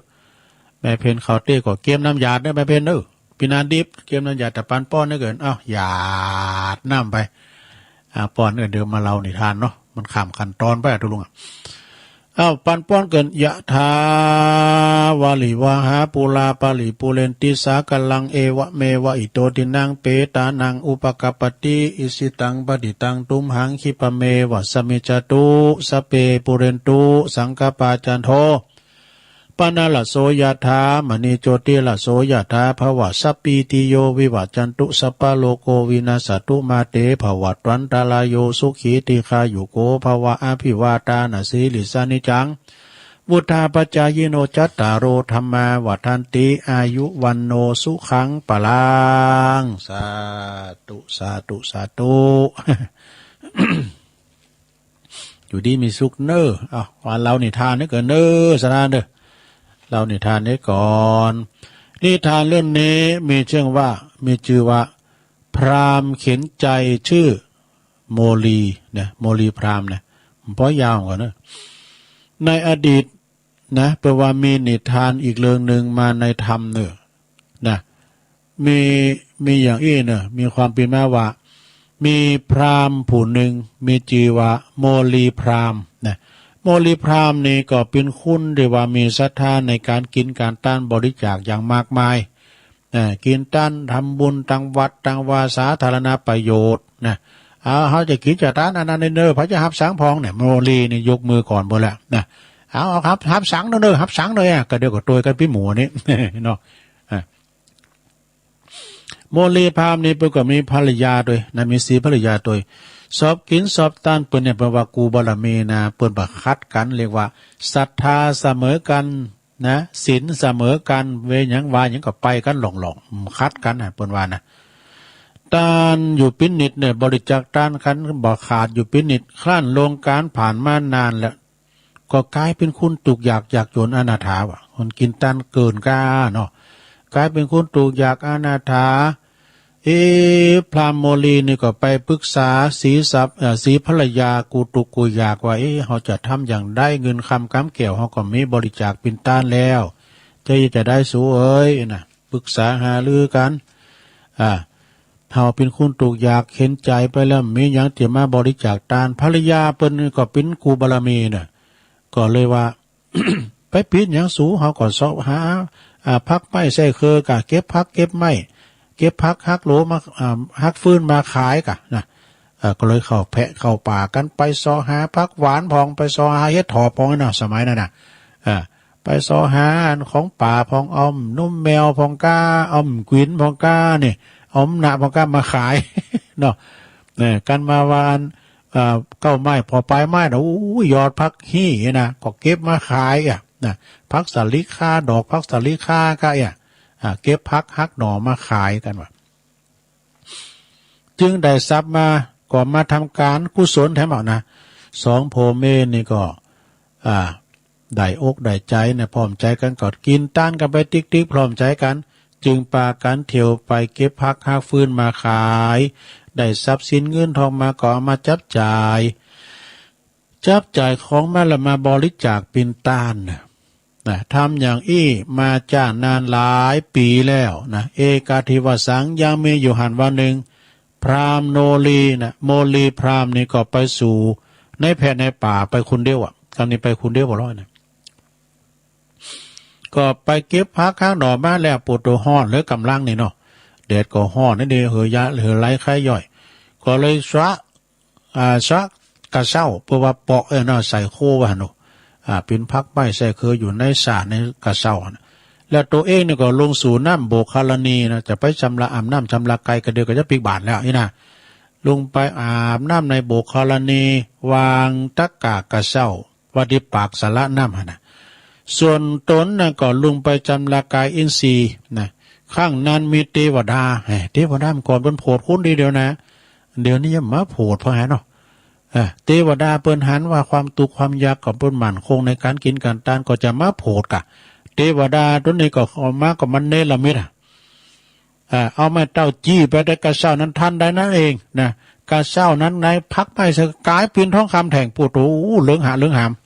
ในกระเช้านั้นติ้มไปด้วยทองคำปิ้นหลิมดูโมลีพรามขึ้นจากสาระน้ำโบกคารณีมาละมาหันกระเช้ากับปตโตกอกตกแก้มอย่างเหลืองหามนี่นะอันนี้กระเช้านี่ยังเป็นเงินเป็นข้ามไปหมดเป็นเงินเป็นข้ามอันนี้จะเป็นของไผ่เนาะก็มาปิดเจรณาว่ะ ตัวกับปิดเท่ากับแลนนะกะเอาผ่าโป๊กก็แลนไปเฮือนอันนี้ อันนี้ว่าการขาพระเจ้าจะเอาไปกับปินอตินาตาลปินการหลักทรัพย์ได้เหมาะมันปินของไผ่ผู้ใดข้าพเจ้าตื้มเอาดูเจ้าของเฮาเปิดตื้มเอาดอกข้างนั้นเทวดาก็เลยบันดาลบอกเนาะมาจี้บอกว่าทองคำเนี่ยนะเฮาประทานทันทานจุดน้ำไปตามปรารถนาทานเถิดโมลีพรามก็มีความยินดีปรีดานำทองเหล่านั้นมาสู่ภรรยามันก้องหันกับเจ้านะปืดเผาทองลุงทองเพื่อทองเนี่ยปุดต้นสายวัดทั้งสองนั้นก็เลยทำการกิริยาเอาทองนั้นไปขายแล้วก็ทำบุญตลอดชีพจนว่าวายชนชีพวายชนไปแล้วก็ไปบังเกิดสู่ในนครสวรรค์นะสู่สวรรค์นะมันไก่นะไปสู่สวรรค์จันตาวติงสาโดยการทำบุญหือตานพินิจนั่นเองจบสาระมันปอยาวอย่างดูลุงวานะเนาะขนาดเปิ้นเก็บพักฮักหน่อมาขายนะสาระเนาะเทวดายังมาโผล่นะมาคุ้มครองดูพองเปิ้นตุกไล่เข็นใจเลื่อนนั้นกันเน่ก็เทวดาอยู่ในโมดก็เยี่ยมมาโจยมาโผล่เปิ้นพองเนาะบางพองเปิ้นก็มีเขามีของเงินทองเงินคำกำเกี่ยวเปิ้นก็บ่มีแล้วเปิ้นยังมาโผล่เนาะมาโผล่เมตตาพองนะก็เดียวกันเนอสถาตุลุงจะได้ประกาศและจือรายนามกันเนอก็มีสถาที่เปิ้นมาโรมปิ้นเจ้าภาพเนาะโรมปิ้นเจ้าภาพก่อนนักหลายนะสถาที่เปิ้นมาปิ้นเจ้าภาพปูนดอยนางแก้วที่เปิ้นหับปิ้นเจ้าภาพทางงานเก้าอี้ก้าอย่าสถานะเก้าอี้นางนี่เปิ้นมีผักแขนด้วยนะท่านพระครูวานะเก้าอี้นั่งนี่ก็โต๊ะ150 บาทก็มีรายชื่อรายนามเหมือนกันในลงเนอเดี๋ยวหาพี่น้องเมืองฝางแม่จงดีเขานี่ได้30 ปลายแล้วอีกนะแล้วก็ยังมีสถานที่เปิ้นปิ้นเจ้าภาพแต่พระจะปิ้นเจ้าภาพก็ติดต่อได้เนอติดต่อได้ตีเจ้าอาวาสก็ดีเนาะนะ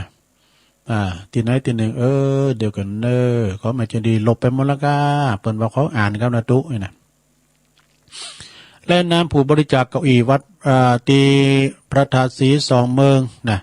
จะถวายวันที่14 กุมภาพันธ์วาเลนไทน์ราคาสบายกระเป๋า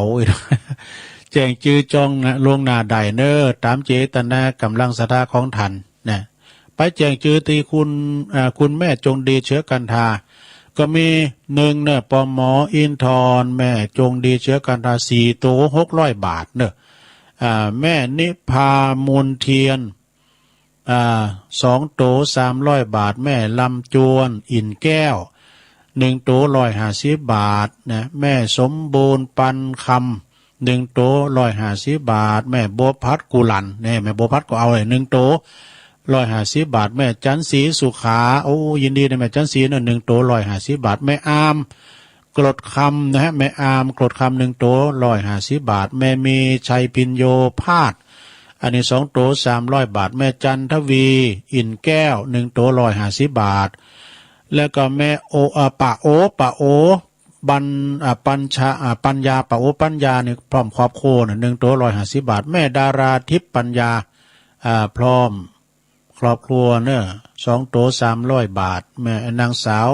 พรพันธ์ปัญญา1 ตัว150 บาทแม่ศรีนวลสิทธิเดียวกันเนอะโอ้เดียวกันนะตึกแม่ศรีนวลนะแม่ศรีนวลสิทธิวังนะ1 ตัว150 บาทแล้วก็นายสราวุธนางวนิดาสิทธิวัง1 ตัว150 บาทนายสราวุธเด็กหญิงวณิชานะสิทธิวัง1 ตัว150 บาทนะนี่ของคุณแม่จงดีฝางได้21 ตัวแล้วละมาแถม16แม่ชนนิพาแม่ชนนิกาทาเป่ง1 ตัว150 บาทแม่อัมพรบุญกำ1 ตัว150 บาทนี่แล้วก็แม่หอมสุพินขันทอง1 ตัว150 บาทแม่ศรีวันนวลคำ1 ตัว150 บาทปอนเล็กแม่บัวพันธ์นะเอกพันธ์1 ตัว150 บาทปอใจแม่คำเกื้อกาลุนวง2 ตัว300 บาทแม่ปอจันแก้วแม่สสิธรยอดคำ6 ตัว900 บาทแล้วก็แม่ธัญญาลักษณ์นะกาวี2 ตัว300 บาทคุณยากาแฟคุณยากาชากาแฟกันร้านขายชากาแฟหน้าศาลปกครองเชียงใหม่2 ตัว300 บาทเนอะแม่ปีแล้วหลวงปีช่วยอ่านโมทนาฮื้อตัวเนอะเด้อจะได้ยอดเพิ่มขึ้นเรื่อยๆแฟนหลวงพี่ปุถุสุมาเนอะเปิดมาเองนะแฟนหลวงพี่มีนักหลายวะมีนักมีหลายขอบคุณนะแม่คุณแม่จงดีแล้วก็มีพ่อกำธรยอดคำ1 ตัว150 บาทแม่แดงปัญญา1 ตัว150 บาทแม่อัมภัยศิริมิตรตระกูล2 ตัว300 บาทแม่นงนุชสุขสถาน1 ตัว150 บาทแม่แสงวันปานหมอก1 ตัว150 บาทแม่อัมพันธ์กองบุญ1 ตัว150 บาทตีหูจักแม่จงดีก็มาฝากมาหอมไดเนอร์ยินดีปิ้นสะพานบุญเนี่ยนะ45 ตัวโดยแม่ปีน้องเมืองฟังหลังจะเมาให้หมดกะ ก็ขอบคุณนะแม่จงดีเนอะพายจะไปหอมกินหอมตาลใจประกันไม่อายก็ดีฟังไปตีคุณแม่จงดีเชื้อกันทาเด้อเปิ้นจะปิ้นสะพานบุญนะแล้วก็มีตานิสายของสันทรายนะคุณกมลพรเขยกลางพร้อมด้วยครอบครัวเนอะเปิ้นอยู่บ้านดอยน้อยพัฒนาตำบลหนองหานอำเภอสันทรายเก้าอี้ทั้ง4 ตัวเนอะ600 บาทเนาะนะที่จะเอาไปตานตีดอยนางแก้วนะโต๊ะละ150 บาทเนอะไผจะกินจัดด้านก็ขอเชิญติดต่อใดนะติดต่อใดตามแต่เจตนาศรัทธาของท่านเนอะกินตานไปใจนะแล้วก็วันนี้ขอบคุณตังแม่ลูกบ่อนโนนเนาะเป็นเจ้าภาพธรรมในวันนี้นะแล้วก็มีวันนี้เดี๋ยวขอประกาศอันนี้เนาะศรัทธาญาโยมเปิ้นเขากำตีป่าจ้าบ้านสีโบบานเนอะอำเภอเมืองจังหวัดลำพูนนะเปิ้นเขาโสสาธุดงควัดโสสานกรรมสั่งศาลาสั่งอย่างหลายอย่างนะขึ้นแล้วในวันที่22เนาะก็มีท่านพระครูโสพลปริยติกิจอันนี้วัดป่าตึกงามเปิ้นเป็นองค์เตดนะเปิ้นเป็นองค์เตดแล้วก็คืนวันนี้วันที่23เดือนธันวานี่ท่านพระมหาอภิวัตกันตะศรีโลวัดทุ่งขี้เสือเนี่ยเป็นองค์เตดนะคืนนี้นะเหลือ3 ราตรีวันที่23 24 25 26เปิ้นออกละนะวันที่24ก็ไปฟังเนอะ 24ท่านว่าเมื่อคืนนะฟังท่านพระเอกพลจุตินทโรวัดเสาหินเนอเสาหินเป็นตำบลสีโบบานเป็นอันนี้ก็เป็นนักเทศนะตัวปีเอกพลเนี่ยนะตุลุงก็ได้ฟังมาเปิ้นแล้วเตือแล้วก็คืนสุดท้ายวันที่25เนอคืนวันที่25นะพระครูพิทักษ์ธรรมากรนักเทศจากบันแจมเนอบันแจมเพื่อจะไปเทศคืนสุดท้ายอันนี้ก็แม่ครูทองคำที่วงคำฝากประกาศมานะแล้วก็ยังมีข่าวสารงานบุญในสดาญาโยมเนาะประกาศข่าวสารงานบุญก็มีดังต่อไปนี่เนอก่อนในวันที่26นี่เนอวันติดนี่นะสดาญาโยมเปิ้นจะมีงานประจำปีงานประจำปีก็คือท่านวัดแม่โปวัดแม่ห้องไคร้นะวัดแม่ห้องไคร้เนื่องโดยว่าวัดแม่ห้องไคร้ในทุกโคเรือนเนอะเจ้าบ้านเจ้าจองแล้วก็เปิ้นจะมีการทำบุญตานประจำปีจึงบอกประกาศบอกเอิ่นจนเจ้าปีในน้องสะดาตั้งเหนือตั้งไต่วันตกวันออกตั้งแม่เวงป่าเป่าก็ดีเนาะขามมากำเดียวก็ถึงมาที่ดอยสะเก็ดเนี่ยเด้อเปิ้นจะมีการทำบุญวันที่26วันติดนี่นะศรัทธาญาติโยมก็ไปรวมกินรวมทานรวมทำบุญด้วยกันในวันติดที่26เวลาก็บ่ายโมงเนี่ยณที่วัดห้วยห้องไคร้โดยเมตตาบารมีธรรมอาจารย์ท่านพระครูชลทานพิทักษ์ครูบาแดงเนอะอันนี้เปิ้นจะไม่กินเมตตาครูบาแดงนี่เปิ้นมีความสามารถหลายอย่างเนี่ยใจกว้างแล้วก็มีงานแต่ละครั้งก็เปิ้นก็แผ่พายย้ายบุญไปกินเมตตาด้วยกันเนอะในวันที่26นะ26และวันพุธนี่วันที่24นี่เป็นวันแฮปปี้เบิร์ธเดย์แม่ไข่แก้ววงคำบุกก็หาเนี่ยดุงจดไว้เนี่ยดูจากตำบลนครเจดีย์นะพวกนี้ก็จะได้อันปั่นป้อนเห็นเนาะเต็ดนำเต็ดทำเหมือนแม่อันนี้เป็นสายบุญจากตั้งตำบลนครเจดีย์เป็นตัวแทนตำบลนะเนาะวันที่3 มกรานี่ก็ประกาศให้พี่น้องตั้งเมืองฟางเด้อ3 มกรานี่เปิดจัดทำบุญสืบชะตาหลวงแบบล้านนาเนื้อนาที่วัดพระบาทอุดมนำบ่อสาวานะก็ไปรวมทำพิธีสืบชะตาเพื่อความเป็นสิริเป็นมั่งคั่งเป็นมงคลโดยการเนื้อที่วัดพระบาทอุดมนำบ่อสาวาเนาะแต่ยินหลวงพ่อประกาศตุลุงก็เลยปิ้นกระบอกเสียงทำละทำกล้ามหนึ่งนะเมตตาบารมีตามหลวงพ่อพระครูสุจิตานุรักษ์นะเปิ้นก็จะมีการทำบุญสืบชะตาก็ได้ยินเปิ้นก็ฮับซังกันจัดหลายนะก็ไปกินแป้ตานไปลมสืบชะตาเพื่อความเป็นสิริมงคล3 มกราเนอที่วัดพระบาทอุดมน้ำบ่อสาวาแล้ววันที่เก่าญาติโยมไม่ลืมในวันที่9 มกราก็เจิญรวมทำบุญรวมทำบุญเหมือนกันทำบุญตอดผ่าป่าสามัคคีโดยทีมงานของธรรมะคลายเครียดนะโดยคุณโยมพิสมัยสุริโยดรวัดบ้านดอนตันนะแม่ริมนะพร้อมด้วยศรัทธาโทรไปแล้วตึงคณะสงฆ์ด้วยเนาะเวลา9 โมงก็จะมีการเจริญพระพุทธมนต์สื่อโพลาจัตตาเอกนอตานห้องทรงใหม่ด้วยเนี่ยที่วัดไฟหินบ่นึสถานี104.50นะสถานีที่เขาได้ฟังกันเนี่ยโอ้ขลงในเมืองเนี่ยนะก็ไปกินไปตานกันสถานีหันบุญหันกุลเนาะก็เวลาวิทยุดักในปุตตดเดือดร้อนกันในคุณเฒ่าเนาะโทรกันมารัวๆอันนั้นก็วัดไฟหินนี่มีความใจจ่ายสูงนะวันนั้นลุงไปเสียยาเดมอชอกะตัวปีพดไปหมดลุงก็ลายนี่เราวัดไฟหินไหนดูเตี้ยวไปก็ถึงไอ้นี่เปิดมาวัดไฟหินมอชอเนาะก็วันที่เก่าในสถานโดยเมตตาบารมีธรรมอาจารย์พระครูสมุวิศววรกิจโจนะแล้วก็ทีมงานตั้งธรรมะคลายเครียดตั้งไปในก็มีตั้งท่านพระครูอภิวัฒนวิกรมตุลุงเขาเนี่ยไปนอนบ่นะ8 เก่าเนี่ยไปนอนบนไปกินแบตตานกันแป๊บๆแต่ก็ออนไลน์ไปนะฝากกันไปเจิญรวมทำบุญปฏิบัติธรรมโสสาธุดงควัตตีสุสานบ้านสีโบบานประจัดต้านเมนตานสิ่งก่อสร้างโดยสีโบบานเนี่ยอยู่อำเภอเมืองจังหวัดลำพูนคณะสงฆ์ตำบลสีโบบานเนี่ยเปิ้นก็เริ่มเข้าตั้งแต่วันที่21มาแล้วจะออกวันที่26เหมือนกันวันติด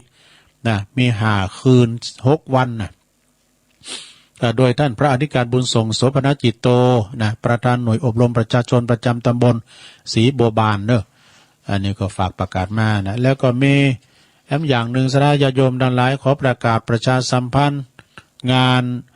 ของพระนิสิตเด้อเนื่องโดยระหว่างวันที่20ถึง29ธันวา64นี่นะก็จะมีพระนิสิตระดับปริญญาตรีสาขาวิชาภาษาบาลีสาขาพุทธศิลปกรรมนะแล้วก็สาขาคารุศาสตร์นะมหาวิทยาลัยมหาจุฬาลงกรณราชวิทยาลัยมจรเนอะเพื่อจะมาปฏิบัติธรรมเข้าคลอดกรรมฐานนาทีวัดพระบาทปางแฟนป่าเม่งดอยสะเก็ดเนอะเป็นเวลาอยู่10 วัน 10 คืนเนี่ยเพิ่นเข้ากันมาแล้วนะวันที่29นี่เพิ่นจะออกกรรมเลยเด้อนะก็ขอเจริญพรสนาญาติโยมท่านผู้หนึ่งผู้ใดที่มีจิตเจตนาศรัทธาไข่ปิ้นเจ้าภาพพัฒหารเช้าพัฒหารเพลแล้วก็น้ำปานะติดต่อสอบถามได้เด้อตามกำลังศรัทธาทำบุญตันอาการใด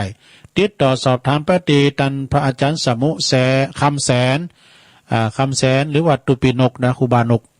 วัดพระบาทปางแฟนนะเบอร์โทรศัพท์เปิ้นก็0833192339 เนอะนะประกาศทำงานหนึ่งนะสดาญาติโยมทั้งหลายวันที่11 มกราเนอะเปิ้นจะมีการถวายต้านจอฟ้ายกจอฟ้าปั่นลุ่มขึ้นสู่ศาลาพระศรี2 เมืองศาลานะเปิ้นแปลงไว้ลำเดี๋ยวนี้ก็ยังอย่างเดียวคือยกจอฟ้าเปิ้นจะมีสืบชะตาด้วยเวลาก็9:39นะสืบชะตาตีดอยนางแก้วเนอะแล้วก็มีเจ้าภาพใหญ่ก็มีคุณแม่การดาศรีเนตรพร้อมกับคณะศรัทธาเปิ้นหางดงแล้วก็หลายๆเจ้าภาพด้วยนะนี่ก็วันที่11 มกราแล้วก็วันที่14 กุมภาพันธ์65นี่65นี่ทำบุญถวายต้านผ้าป่าดอกไม้เฟืองฟ้านะแล้วก็ต้านเก้าอี้ตัวที่ประกาศไปนะแต่ในงานมนพระศรี2 เมืองนะเวลา 14 นาฬิกาเนี่ยบ่าย 2 โมง14 กุมภาก็ 14 นาฬิกาเนี่ยบ่าย 2 โมงเนาะแล้วก็วันจะร้องใหญ่แห่โคตร17 18 19มีนาบุญก่อนเมษาก่อนปีใหม่เมือง17 18 19มีนาเปิ้นจะมีการยกยอดชัดสมโพธิพระราชเจดีย์ถวายสิ่งก่อสร้างหมดเสนาสนะทุกอย่างนะยกยอดตาลตีดอยนางแก้วเนอะ17 18นี่ไปหับอันเหรียญใดนะดอกไม้บานตลอดปีโอกาสดีไม่มีบ่อยครั้งขอเชิญลมเนอะสาธุชนผู้มีจิตศรัทธาเข้าร่วมพิธีมหาพุทธาเทวาภิเษกหล่อองค์พระสมเด็จพระพุทธปฏิมากรพระพุทธเจ้านามเปิ้นชื่อว่าหลวงพ่อทันใจสมปรารถนาประสิทธิมงคลเนอะพระเจ้าตันใจนาตักขนาดกว้าง99 นิ้วความสูง127 นิ้วเนอะแล้วก็โลมสืบชะตาโลมทำบุญตอดผ้าป่าสามัคคีมหากุศลเปิดสมทบทุนในการสร้างซุ้มประตูวัดด้วยซุ้มประตูวัดจะมีการตอดผ้าป่าสามัคคีกรุงเทพลำพูนเชียงใหม่สู่แม่อายณมณฑลพิธีวัดสันห้างตำบลบ้านหลงอำเภอแม่อายเนอะในระหว่างวันที่วันเสาร์แล้วก็วันติดวันที่19 มีนาเนาะโอ้ไก่กันไปหน่อยได้กับจะร้องด้อยนางแก้วเนี่ยนะ19 มีนาเนอะบวงสรวงก็9 โมงแล้วก็พิธีมหาพุทธาเทวาภิเษกนั้นตลอดวันเนอะตลอดคืนพระอาจารย์อำนาจอคปัญโยตุลุงจ่าน้อยนะฝากประกาศมาเนอะแล้วก็วันที่31เนอะสดาญาติโยมทั้งหลายเข้าดาวธรรมเนอะส่งใต้ปีเก่าตอนรับขวัญวันปีใหม่สวดมนต์ข้ามปีสั่งบารมีข้ามพศก่อติอุทยานธรรมพระสุนทรมุนีลำปางนั่นท่านพระมหาสมชาติชาตปัญโยแต่ก่อนที่จะไปปุ่นในตอนเจ้าเขาก็ไปตีศพเดินก่อนเนาะสถาบันธรรมาภิวัตรของอาจารย์สาธิตธีรปัญโยนะที่เขาไปทอดกฐินปีน่ะโอ้ยกว้างขวางก้อมขามบนงามนะก็ไปหันก่อนเนอะประหยัดต้านตีพักสามเณรกุฏิสามเณรนะก็ไปพักกันที่หันแล้วก็มีมีงานในว่าอันเจิญโลมทำบุญบำเพ็ญกุศลศพประชุมเพลิงศพเมตตาตังท่านพระครูอดุลขันตายาธรตุลุงสอนขันติโกเนอะอดีตเจ้าอาวาสวัดสันติวนารามตาลุกบั่นสัน ณตำบลหนองหล่องอำเภอเวียงหนองหล่องจังหวัดลำพูนในระหว่างวันที่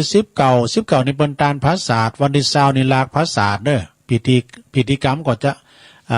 ประสงค์ทั้งนั้นก็จะมีการสวดพุทธมนต์ธรรมนิยามสูตรเนาะวันที่20อาราธนาสรีระลางอันไล่ดวงวิญญาณของครูบาขึ้นสู่พระศาสตร์เม่นใหม่เปิ่นจะลากพระศาสตร์วันที่20เนอะคืนวันที่20ปิ้นตุ่นไปจนถึงวันที่22คืนน่ะก็จะปิ้นคืนไปเปิ่นก็จะไปฟังฟังธรรมสวดพระอภิธรรมกันนี่ค่ะแต่ละตำบลเปิ่นก็จะไปตานี่นะเนาะ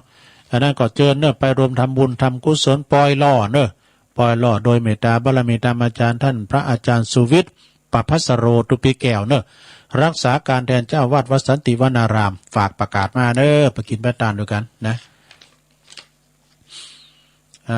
แล้วก็สดาญาโยมทั้งหลายกินต้านหยาดน้ำเอาไว้ลงลายเจ้าได้สบายเกิดสุขไปหนาเนอมีสถาตีเปินตักมาต่างลายก็สุดที่สอนใจนะฟังอยู่นะครับนะสุดที่สอนใจฝากความคิดถึงไปทางอุยหมอนด้วยเด้ออุยวันดีโดยเจ้าอธิการวิชาสุจินโนวัดป่าตานเด้อเปินก็ตักมาต่างลายแล้วก็อื่นไปทางปครูสุทัศน์กันทวังตัวเนี่ยปจานเนาะนะแม่ครูยากศนโดยแล้วก็โยมชื่นใจสาธุเจ้ายุไลวันโดยนอกกราบไหวสาตุลุงเจ้าฟังอยู่เนอะแล้วก็แม่ศรีแม่พันธาวันนะด้วยเนอะฟังอยู่เอกแล้วก็ปบุญธรรมชัยกาจากหมูเปิ้งอันนี้ก็ตักมาต่างลายอีป้อโทมดันเปิ้นนะขอตุลุงตักต่างลายกำดีใจแล้วนะโยมอารีจากตุ่นเปาสันกำแป้งเตนเนอร์สาธุกับไวสาเจ้าแม่แดงอัมพรจากเต้นดอกไม้จอมตองตัวคุณแม่เดือนเพ็ญทิมหว่างเนอฟังอยู่เนอตุลุงอันนี้อยู่น้องหานบ่อลงนะแม่คำแดงคลองมีฟังแล้วตื่นมาแล้วฟังอยู่เนอเจ้าไอ้ต้อยแล้วฟังแม่น้องตัวเนอแม่น้องแม่พินโอ้จังซอมาแล้วตักมาไว้ชาเจ้าตุลุงเนี่ยแม่พินกัลยาแม่สายพินกระเดียวมาซอแม่สุทัศน์ดีมูลจากแสนพรมทุ่งปีแม่วางแม่ครูทองคำที่วงคำโดยเนอเสาหินดอยสักเสาหินสีโบบานนะแม่ตามบารมีตามอาจารย์สมเพชรปัญญาโนเนอนี่ก็วัดป่าไผ่บ่อทองเนอแม่อัมพันธ์ยานัตตานจากบ้านวายด้วยเนอเจริญปอนเนอแม่แล้วก็แม่ครูเพลินพิษทิพย์ลึกจากบ้านแป้นโดยฟังงานแดนดินถิ่นล้านนาชัดเจนดีดีละนะ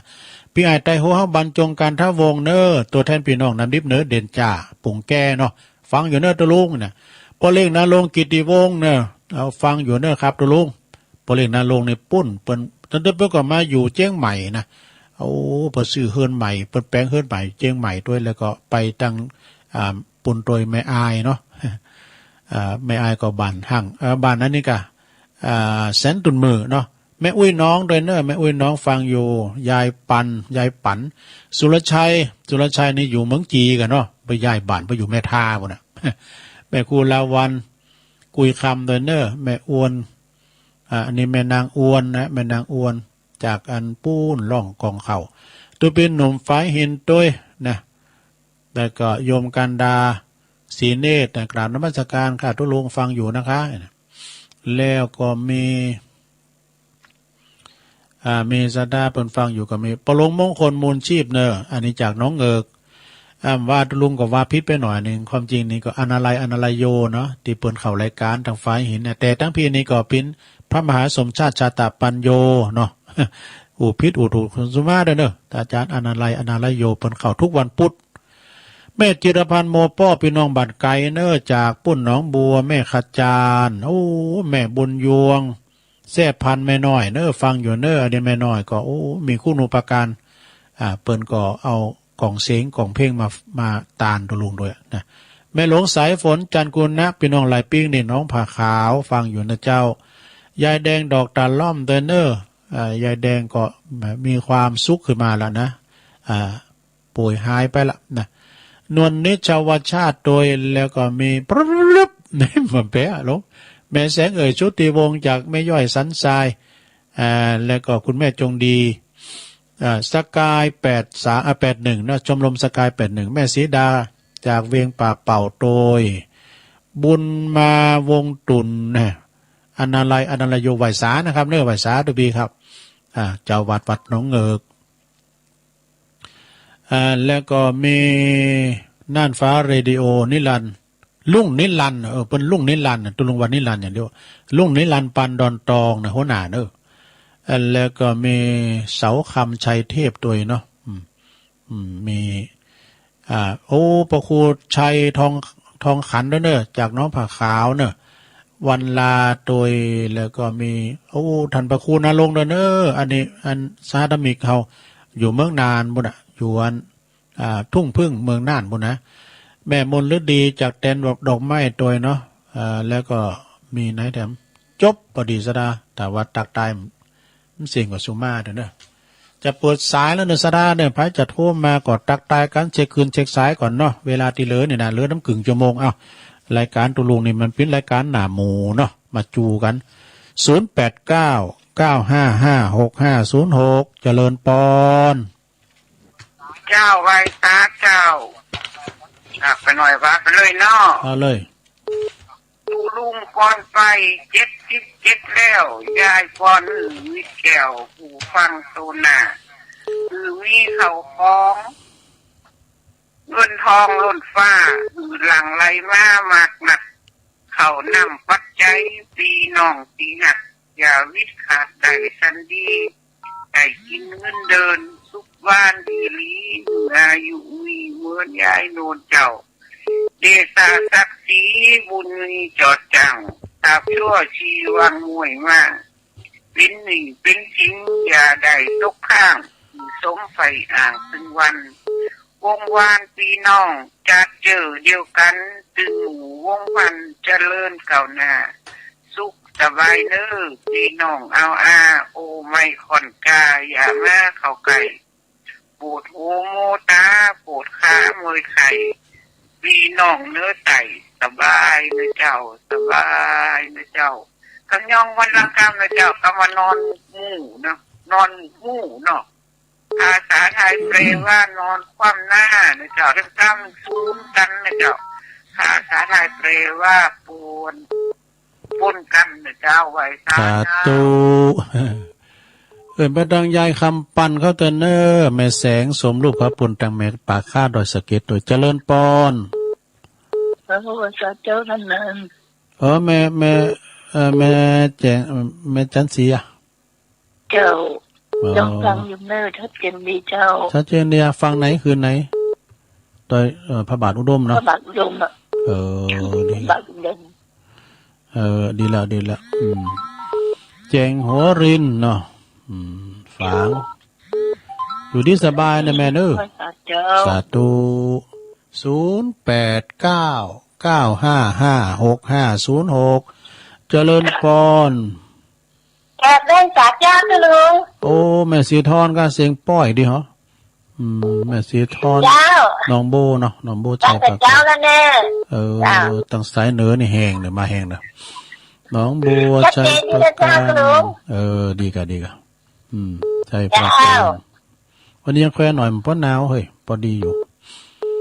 ให้กระจับวันนี้ยังแควนหน่อยว่าได้นกว่าได้ใส่ถุงแข็งสุมาถุงนองเนาะขอบคุณหลายๆเด้อจ้ากำลังใจเลยก็รู้โอ้สาธุขอบคุณอันนี้ตัวแทนพี่น้องน้องโบใส่ปาการเพิ่นฟังกันหลายแหละเดี๋ยวทำตักเต้าจะมามละเจริญปอนจ้าไว้สาธุลุงจากเวียกป่าเป่าเจ้าแม่หยังจ้าแม่หยังแม่กันธนีเจ้าโอ้แม่ชีด้วยแม่ชีกันธนีมาละเจ้าปักอยู่ตลอดเจ้าทุกคนทุกองค์เจ้าดีแล้วเจ้าขอบคุณหลายๆนะแม่เนอเจ้าสาธุบุญรักษา0899555656เวลาตุลุงมีเปิดเลอะนะสาธุแม่โบพัดแม่โบพัดเจ้าแม่โบพัดกุหลันวันปูครึ่งเจ้าแล้วเจ้าดีกะมันโดยมดกุหลันต้นสร้างดูแล้วก็โทรศัพท์แต่ว่าคืนนั้นได้หันนะถ้าพูดกินมื่นเนาะ ครูบาซิมเหมือนแม่น่ะพวกชักอยู่ตัวรู้แต่ว่านะฮะเจ้าดูเราจับพอดีว่ะก็ฮอตเลยแค่โมวันน้ำพริกแสดงประกอบแม่น่ะเพิ่นออกเฟซออนไลน์มากับหันตัวหันตีนน่ะตุลุงกระด่างก็เรื่องอะไรมันตุลุงมาออกตุลุงบ่งามในดีไอเพิ่นตุลุงเด้อขอบคุณแม่โบราณแม่บุพัฒน์เด้อกุลันสาธุ0899555650โทรเข้ามานำต้องเกรงใจติ๊กเข้าไปติ๊กมาติดเจริญปอนกราบไหว้สาครับมาแล้วก็แล้วอย่าโต้งหาเนี่ยฟังถึงวันแต่วันซื้อก็ไข้หัวแต่ว่ากับพวกเขาพวกมันสมบูรณ์ขนาดวันนี้ช้าเต็มคำเสพชาเนี่ยนะกะฟังตลอดมาโทรหาตุลุงหมดเลยก็โต้งหาพาดพิงบ้านเนี่ยกลับไปสาบารมีเรื่องไปไหนมาฮักแน่นี่ตี 3 ตี 4นี่มาลูกมานั่งอู้กันเนาะโอ้เตะกะอันนี้มันใจหักหนาวเลยตุลุงก็ผ้าตุ้มลังเลยล่ะคุยก็งอกคนเร็วนะโอ้ยดูเสียปิญญาครับผมเป็นกำลังใจตุลุงไปเลยขอบคุณปอหน่อยเด้อปอหน่อยบุญปันมาโนคอนแต่กับตุลุงนี่มันใจจดจ่อนะถ้าเป็นลาบเป็นนอนอ่ะถ้าอย่างปอหน่อยว่าน่ะถ้าใจบ้าหักในปวดตัวปอทอเก่าก็ตามแต่เปิดตึงลุกนะอันนี้จบป .4 ไม่มีเส้นเพราะว่าความสุขกับศรัทธาเนี่ยนะเจริญปอนนมัสการทุกปีโอ้ใจดีวันนี้เป็นทุกปีแล้วกินข้าวลำเนอะบุญนะเอาหน่อยน้ำทหารเก่าอ่ะทุกปีสอนลำหน่อยน้ำทหารเก่ามาแล้วไปเจาะเลือดว่าปัดต่อดีกันสุดยอดเจ็บอ่ะมันไปเจ็บเนี่ยโตเจ็บแหละไปเสียยากอ่ะได้มาเห็น2 สิ่งโอ้ปาตันกินไก่วะปาตันเมืองจีโอ้เฮงก็ได้ก็เสร็จจากที่หายเลยเนาะนั่นแหละตอนนั้นก็ไปสิจ้าก่อนรับตาภาวนาเนี่ยเป็นพยาบาลแบบตุ้ลุงไปกลัวอย่างเข็มน้อยไอ้เนี่ยเป็นเจ้ากูก็เลยเป็นภาวนาใหญ่เป็นอย่างนั้นมีอาการอย่างสักอย่างอ่ะแต่ถามว่านี่มันเป็นยาอย่างหมอนั้นเป็นยาอย่างเนี่ยที่จื้อมันเนี่ยก็แอตตาก็ซิล่านั่นไงเนี่ยขอบคุณพี่นานเลยเยี่ยมกูเนาะทุกปีผมลูกปืนเยี่ยมกูก็ขิมเลย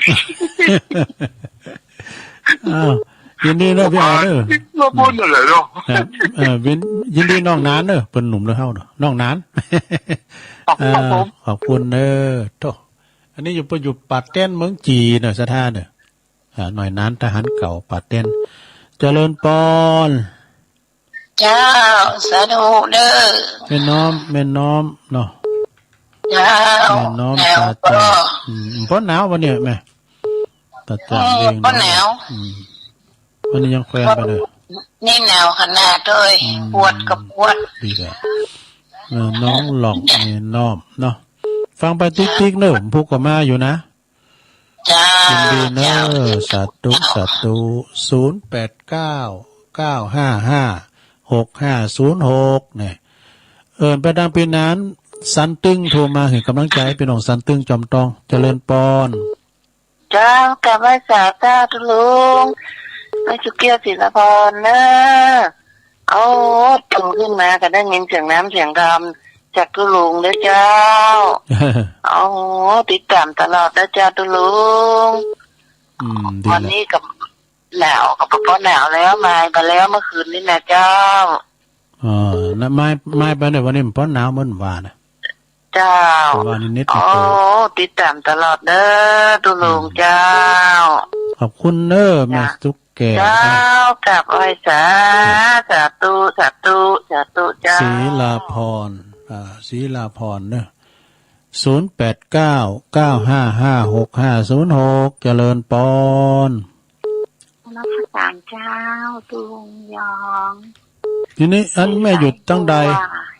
แม่สายโบเนาะจังหวัดเชียงรายอำเภอเทิงฟังตุงตัวว่านเป็นได้ทุกวามตันตื่นอำเภอเทิง จังหวัดเชียงรายเนาะเจ้าก็ตักไปทั้งหลายทั้งวันเลยเชียงรายตุลุงจะอ่านชัดเจนเลยเนาะชัดเจนเดียวฟังวิทยุฟังจะฟังวิทยุเนาะฟังมือถือเนาะ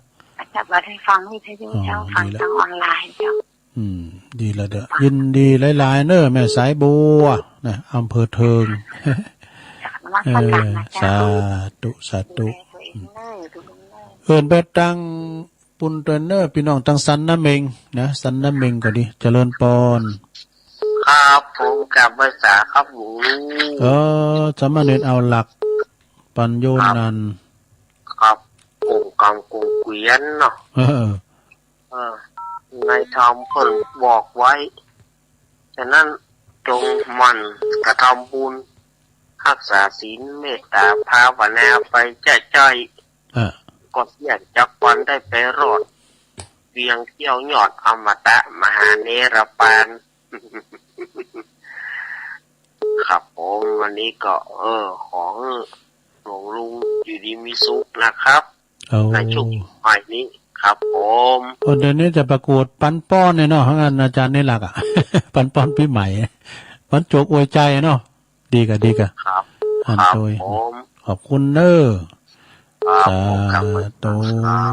พี่น้องตันดอยสะเก็ดรอตังหอมบุญโทรกันเข้ามาพี่น้องเมืองฝังองค์ขลุงในเมืองเนาะเจริญปอนไว้สาธุลุงครับพี่น้องบันไกปนั้นประเสริฐเนี่ยติดตามรับพังตั้งแต่เจ้าตั้งแต่นี่สุดแล้วครับดีกะโทรได้ปกติเขานี่ติดจุกดีวันสถานีครับได้ได้ฟังเสียงแล้วมันใส่ไว้ยากครับชัดเจนดีครับนาหน่อยเนาะนาแดงนาหน่อยเมืองนานวันนั้นมันจะของไก่นะเนาะขอบคุณหนาวครับลุงมันป้อนหนาวนะปอมันให้มันดีเนี่ยมันปอเนี่ยเขาเทศหนาวครับมันอากาศมันเหมือนกันเนาะเข้าเหมือนกันครับตอนนี้ก่อนมันอยู่ในห้องกระจกมันได้ก็เอาไปตั้งนอนก่อนลุมหิวอันนี้นะหนาวอันนี้ครับกันหนาววันไหนแค่มันล้มด้วยเลยครับเนาะก็ยินดีกับปนานหนักๆเด้อก็ขอให้ลุงอยู่ดีมีสุขอายุยาวเป็นโลโคลมเคยแก่ประสบการณ์ลูกหลานต่อไปครับสาธุเด้อเนี่ยกำลังใจครับพี่น้องบ้านไกลเนอะนี่นะไกลหรือบ้านปลุงวินกันน่ะหน้าน้อยหน้าแดงบ่เนาะเจริญปอนครับไหวสาธุลุงปอเล่งมาแล้วบุญตันบุญฟังเพื่อหลงหวนลุงบุญตันเหมือนเจ้าก่อนปอหน่อยบุญปันนี่บุญตันมันไกลๆก็มีสายไก่ตุลุงเน้อป่าไล่เนาะไหวสาขอบคุณนะปอเนอสาธุปอบุญตัน60ผู้ใหญ่เนอะตีตุลุงเคารพนับถือน้ำทาน1เป็นปู่เป็นลุงของเมตตาบารมีธรรมอาจารย์ท่านพระครูสุคนทศิลวิมลเจ้าคณะตำบลท่าตุ้มวัดป่าตองคันธารามเอาสายต่อไปเจริญปอนอาจารย์เอาตุลุงอันนี้ตั้งได้เนี่ยฮะเสียงคุ้นๆนะสมพัฒน์เจ้าแม่สมพัฒน์เนาะฟังเจ้าฟังเพลงจัดม่วนเนี่ยเพลงเราก็ว่าจะเปิดเพลงลมสมัยสายยันซ้อนผิดกับไว้กับผู้ก่อนต้นสองหามากันนะต่อเพลงมาเปิดหนอเพลงม่วนเพลงเก่านี่โมนแต่อมตะนิรันดร์การนะอันเพราะว่ามันฟังเบิ่มกายฟังเพลงไหวพระตีตุลุงไก่ข้าเจ้านะดีกะมันแบบติดรุดเป็นยังติดอะไรนานเนี่ยนะชัดเจนเลยเนาะฟังคืนไฟเห็นเนาะใส่แก้วดีดีละหนาวก็จะลงทุกคนน่ะวันนี้ยังแควนนะอยู่ในห้องได้ก็ฮะก็เอาไปนอนก็ได้จะหนาวเหมือนกันเลยเนาะหนาวเนี่ยเคยหนาวยินดีเนอะแม่สมพัฒน์เนอะสาธุกล่าวว่าเจ้าบรรพุกเนี่ยเนอะโยมปอของพระอธิการพงศกรกัลยาณธรรมโมตุพี่น้องเนอะอันเปิ้นพี่เจ้าวาดวัดวังคำป่อมโยมปอเปิ้นตายอยู่ทุ่งปาเก็ต ตุงปากเก็ตนี่ก็พุ่นน่ะกะเปิ้นจะเสมผูกก็ตุเจ้าก็ไปจัดหลายน่ะตุลุงก็ฝากห้อมไปได้ไปก็เปิ้นผู้นี้ตุลุงอย่าไปประชุมบวกไปโดยท่านพระครูอภิวัตรเจริญพรแม่แม่จ่าเจ้าแม่จันเจ้าอ๋อแม่จันปางงิ้วอ่ะฟังแล้วแม่จันปางงิ้วไม่พลาดตัวอยู่โอ้ดีกะปางงิ้วเย็นขนาดเลยตุลุงเด้นะโอ้ตำบุญแล้วเป้าเย็นขนาดดีกะแม่จันเจ้าถ้ายังตุลุงอ่ะนะอยู่ข้างนอกนี่เย็นเจอกระจกห้องกระจกใครจะไปยืนก็ที่มันหนาวเนี่ยมันใจเนี่ยบินแต่ตุลุงส่งคนอากาศไปเข้ากำอ่ะไม่แต่ตุลุงว่าปลาเฮลพวกโน้สีโมบาน่ะไม่ได้ตุลุงส่งเนี่ยขอป้าตะเบิดไปไหวจะไปไหวตุลุงส่งเจ้าแม่จันปางงิ้วนะยินดีนะแม่เนอะฟังชัดเจนเลยเนาะเจ้าชัดเจนอยู่นะเดี๋ยวไปกาดอยู่ก็ไปกาดไปมือเวยไปมือมืนเปิดมันขายมันถุนเอามือไปขายถุนเอามือนู่นน่ะเมกะไม่ลงปั้นก็ฟังอยู่ไม่ลงปั้นปัญญาเขาเจริญปอนติดแล้วลงแม่วันจินบันบักกอกแก่โอ้แม่วันบ่ได้โต้งแหไม่กันได้แม่วันบันกอกหนาวตัวลุงก็หนาวแม่วันบันกอกเนาะฟังเยอะแล้วนะโอ้เขาถึงเจ้าฟังจังหวัดตัวลุงว่าเป็นตัวแทนจ้ะมาแล้วนะว่าเป็นตัวแทนมาหลายเจ้าเหมือนกันวันนี้ตึงติดนะอย่างเดียวนะโอ้โหเนี่ยฟังไปว่าไปอันก็เอาหันหน่อยเอานี่หน่อยก็ประคับประคองเวลาไปก็เอ๊ะกะช่วยกันจัดเด้มาโทรมานี่น่ะช่วยกันจัดรายการหน้าหมูหรอแม่วันโทรมากันแล้วนี่ก็โทรมองกันเด้อแม่วันบันกอกโอ้ยเรานะลำเลิศตุลงประมอยไก่เนาะพี่ยังหรอใจมันสู่ฝากกราบนมัสการอาจารย์ประครูสัทธาพิมลเดินรองเจ้าคณะอำเภอป่าซางวัดบ้านกอกลุงพี่ใหญ่ตุลุงพอเปิดบ่สบายดีละเพิ่นก็ได้ไปทางใดก็อยู่ก็รักษาไปกะไปก็เหมือนกันหมดอ่ะคุณสาวคุณเอามานะไผมีโรคภัยก็เจ็บมีสักคุณเนี่ยเพิ่นว่ามันตึงมีหันหน่อยนิดหน่อยละนะเป็นธรรมดาเนาะขอบคุณแม่วันเด้อสาธุตุลงเอ้ยแม่วันสาธุแม่วันก็มั่นคงในการฟังเนี่ยพี่น้องบันกอกบันหวายน่ะเพิ่นฟังกันหลายเด้อน้องเงิกนี่บันปอลงมงคลก็เจริญปอนภาษาเจ้าตุลงอันนี้แม่พินเนาะยังเห็นเจ้าแม่พินป่าแดดเจ้าแล้วเจ้าดีกันแล้วก็เพราะหนาวเหรอบอกไปพอดีเฮาอยู่ตั้งในห้องกระจกได้ก็ฮะเนาะเขาเอาไปข้างนอกก็แท้หนาวลุ่มหิวอ่ะลุ่มหิวนี่ไม่น้อยว่าลมโชยว่ะยามลมโชยมายินดีเนอะแม่พินเนอะสุขสบายสาแม่สายพินกัลยาจังโซเฮาก็มาเถอะนะบรรดาปอเสี่ยวชัยเล็กกันทาเด้อเนอะปอเสี่ยวซับเขาดงนิมิตน้ำดิบน้อยแบบปอเล่งซ้ายเขาเจริญปอนเจริญยายพรเนาะยายพรมาแล้วยายพรร้องวัวแดงอยู่ข้างกำแพงวัดบ้านเปิ้นจัดงามนี่หนาวก็บ่หนาวมองไปบ่ดีน่ะบ่หนาวแต่พรวันนี้มึงไปไหนกะออกมาไปไหนบ้างเนี่ยอยู่เฮ้อเนาะไปเมื่อไหนแรงมาก็อาบน้ำเฮ้เด้อกินข้าวหนักๆมัมอาบน้ำอุ่นเด้ออาบน้ำอุ่นกับน้ำตากแดดเนาะป้าดูมีห้องมีปั๊บน้ำอุ่นน้ำร้อนด้วยกะปวดต้มจะธรรมดาเนอะนี่นะอาบน้ำเย็นอ่ะอุโธเน็ตน้ำเย็นสบายเน็ตตุลุงนี่อาบน้ำอุ่นเนาะถ้าอาบน้ำอุ่นนะคำเดียวออกมาเย็นชิวแต่กันโฮดในอุ่นแต่เขาไข่เจอยู่หั่นน่ะก็ออกมาในหนาวเลยถ้าอาบน้ำเย็นนี่โฮดแล้วอุ่นนะโฮดแล้วอุ่นตอนหนาวแล้วกันเฮือนแล้วใส่เมสันซีดฮะข้าลือหาดข้าลือพูดมาบ้านนั่นเหรอรอบบ้านไปไหนไม่เอาไปเมืองไหนอยู่ก่อนเนอะอยู่หันจนไม่น้อยนะวันนั้นนั่นนี้การว่าวันศิลป์เนี่ยก็เขาไปหาพนอยกันเลยแม่ขอ1 สัก 2 ห่อร้อยเนอะเพราะนั้นไป กันเอาอายุที่ลุงอ่ะกันนึกเดาเอาละ ถูก คิดละ ถูกได้นี้ฮะ ไม่ใช่หอยเลย นั่นเนาะเขาถามอายุตุลุงถึงการหมอกันหมอแล้วก็ไปเตงหวยมาจนถูกอ่ะ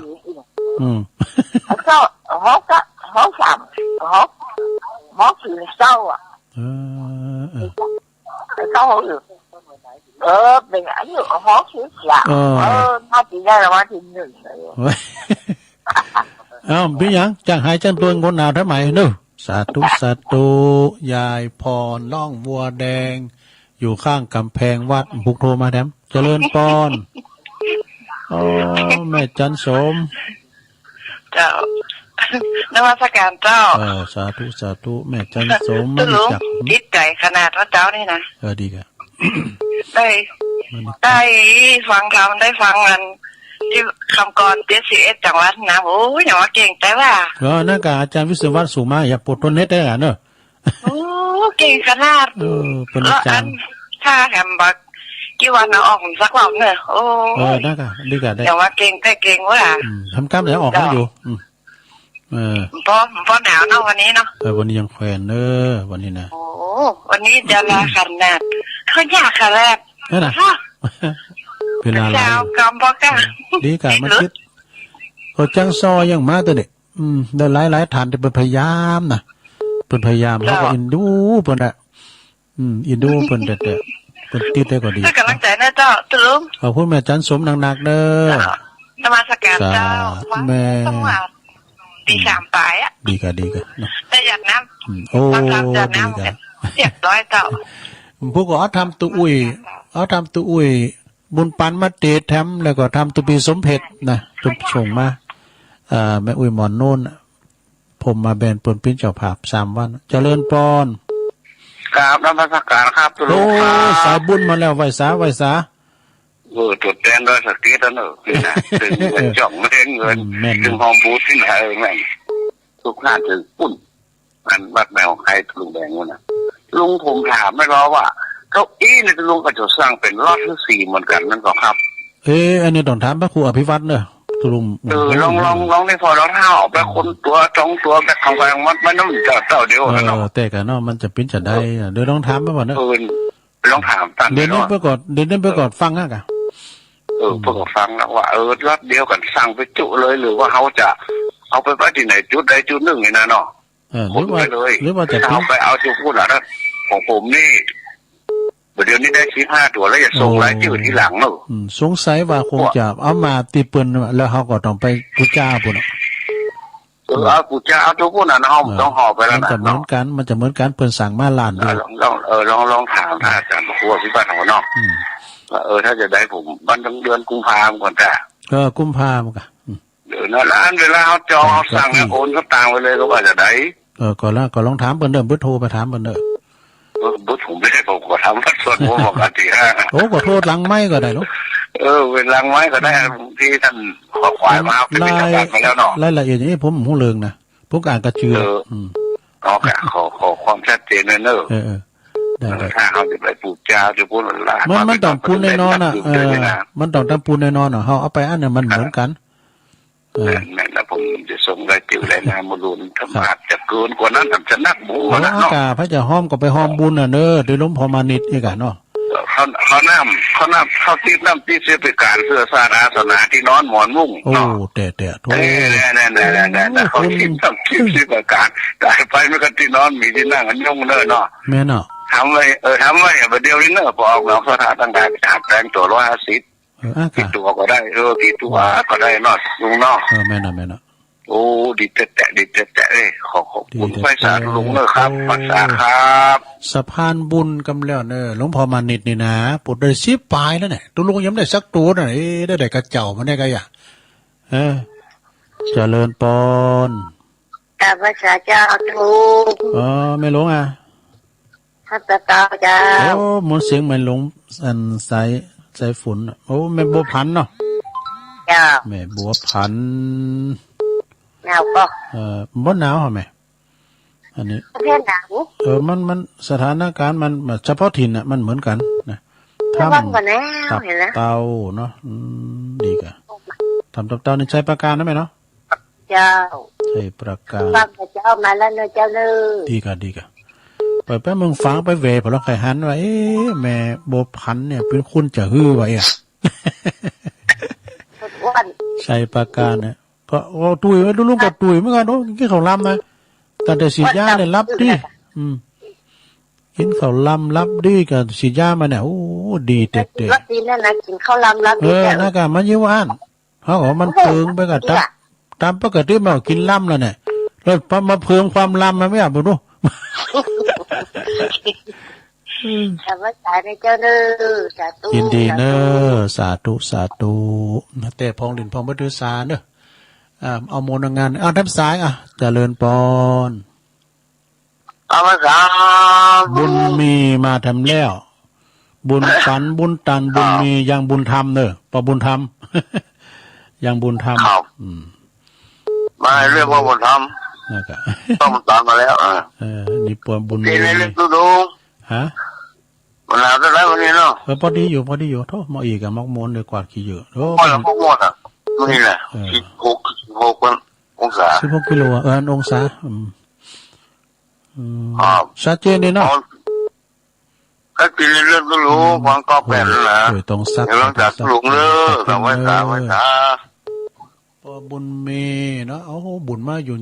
อินดูบนน้ำสายแพ้มแต้นพุกน้ำเริ่มพุกมาอยู่เจริญปอนติดแล้วสายสุดท้ายเจริญปอนเปิ้นเอาเลยฮะอุดโตปอดย่างแล้วเนี่ยเจริญปอนติดแล้วไหมแฮมอยู่นี่จะ เนี่ยก็ขอยกหูก่อนเนาะนั่นจะโทนสายกันเนาะก็มีแม่น้อยกาดนัดบ้านดอนโลงนะแม่จันสีสุขาแจงโฮรินฟางแม่สีตอนหนองบัวชัยประการแม่กันธนีแม่ชีกันธนีเวียงป่าเป่าเนอะแม่บัวพัดกุหลันเนี่ยจากต้นซ่านฟางป้อบุญป้อน้อยบุญปันมโนครเสาเห็นฟางเนอะขอบคุณป้อน้อยเนอะแล้วก็น้อยนานทหารเก่าปาดเต้นเมืองจีเนอะก็มาโทรศัพท์เป็นกำลังใจแม่น้อมตาจ้างเวงน้องหล่องเนอะแม่สุแก้วศรีลาพรแล้วก็มีแม่สายบัวจากอำเภอเรืองเชียงรายสามเณรอรักษ์ปัญโยนนันเนอะวัดสันเหมิงปนานประเสริฐนาแดงนาน้อยจังหวัดน่านบนเนอะพี่น้องบ้านไกลพ่อบุญตันป่าไล่3 ยอดเนอแล้วก็มีแม่สมผัดแม่ย่อยสันทรายมาแล้วก็มีแม่จันป่างิ้วนะแม่จันป่างิ้วแม่วันบันกอกปวดโตดีใจแม่วันโทรมาในวันนี้นะแม่พินป่าแดดเนอแม่พินก็ฟังถึงวันยายพรร้องวัวแดงสันกำแพงเชียงใหม่แม่จันสมมานีจากหลังกัดแม่สาวหลวงพ่อมานิถาวโรสำนักสงฆ์หอมบุญอันนี้สายบุญเนิ่มพวกพระเจ้าละจือมาอ่านว่ะแล้วก็แม่บัวผันนี่อยู่ทำตับเต้าชัยปราการสุดท้ายเบอร์ที่22นะมี22สายวันนี้นะป้อบุญมีเมืองกลางนะขอบคุณกุเสงกุสายเนอที่เปิ่นโทรกันมานะวันนี้ก็จบเวลาตุลุงบดีก็เดี๋ยวก็ฟังอาจารย์ท่านพระครูอภิวัตนวิก็เดี๋ยวจะเป็นไผก็เดี๋ยวลองฟังว่าเนี่ยตุลุงกีวาไปเลยเดี๋ยวก็แม่นโตปุษกรรมนะก็วันพุกเจ้าก็มาปักกันให้ใหม่วันนี้ว่าผิดว่าถูกตีมันมนหูลืนหูก็ดีขอสุมาอภัยกับญาติโยมเลยเนอะมีเจตนาเป็นอย่างอื่นนะแต่พองลินพองมันรายการตุลุงมันสเปเฮละเนาะผิดพลาดประการได้สุมาอภัยขอว่าลอยอย่างมากมายสุขสวัสดีเหมือนกันจุปุจุคนเนอจัตตารโรธรรมาวัฏันติอายุวันโนสุขังปะลัง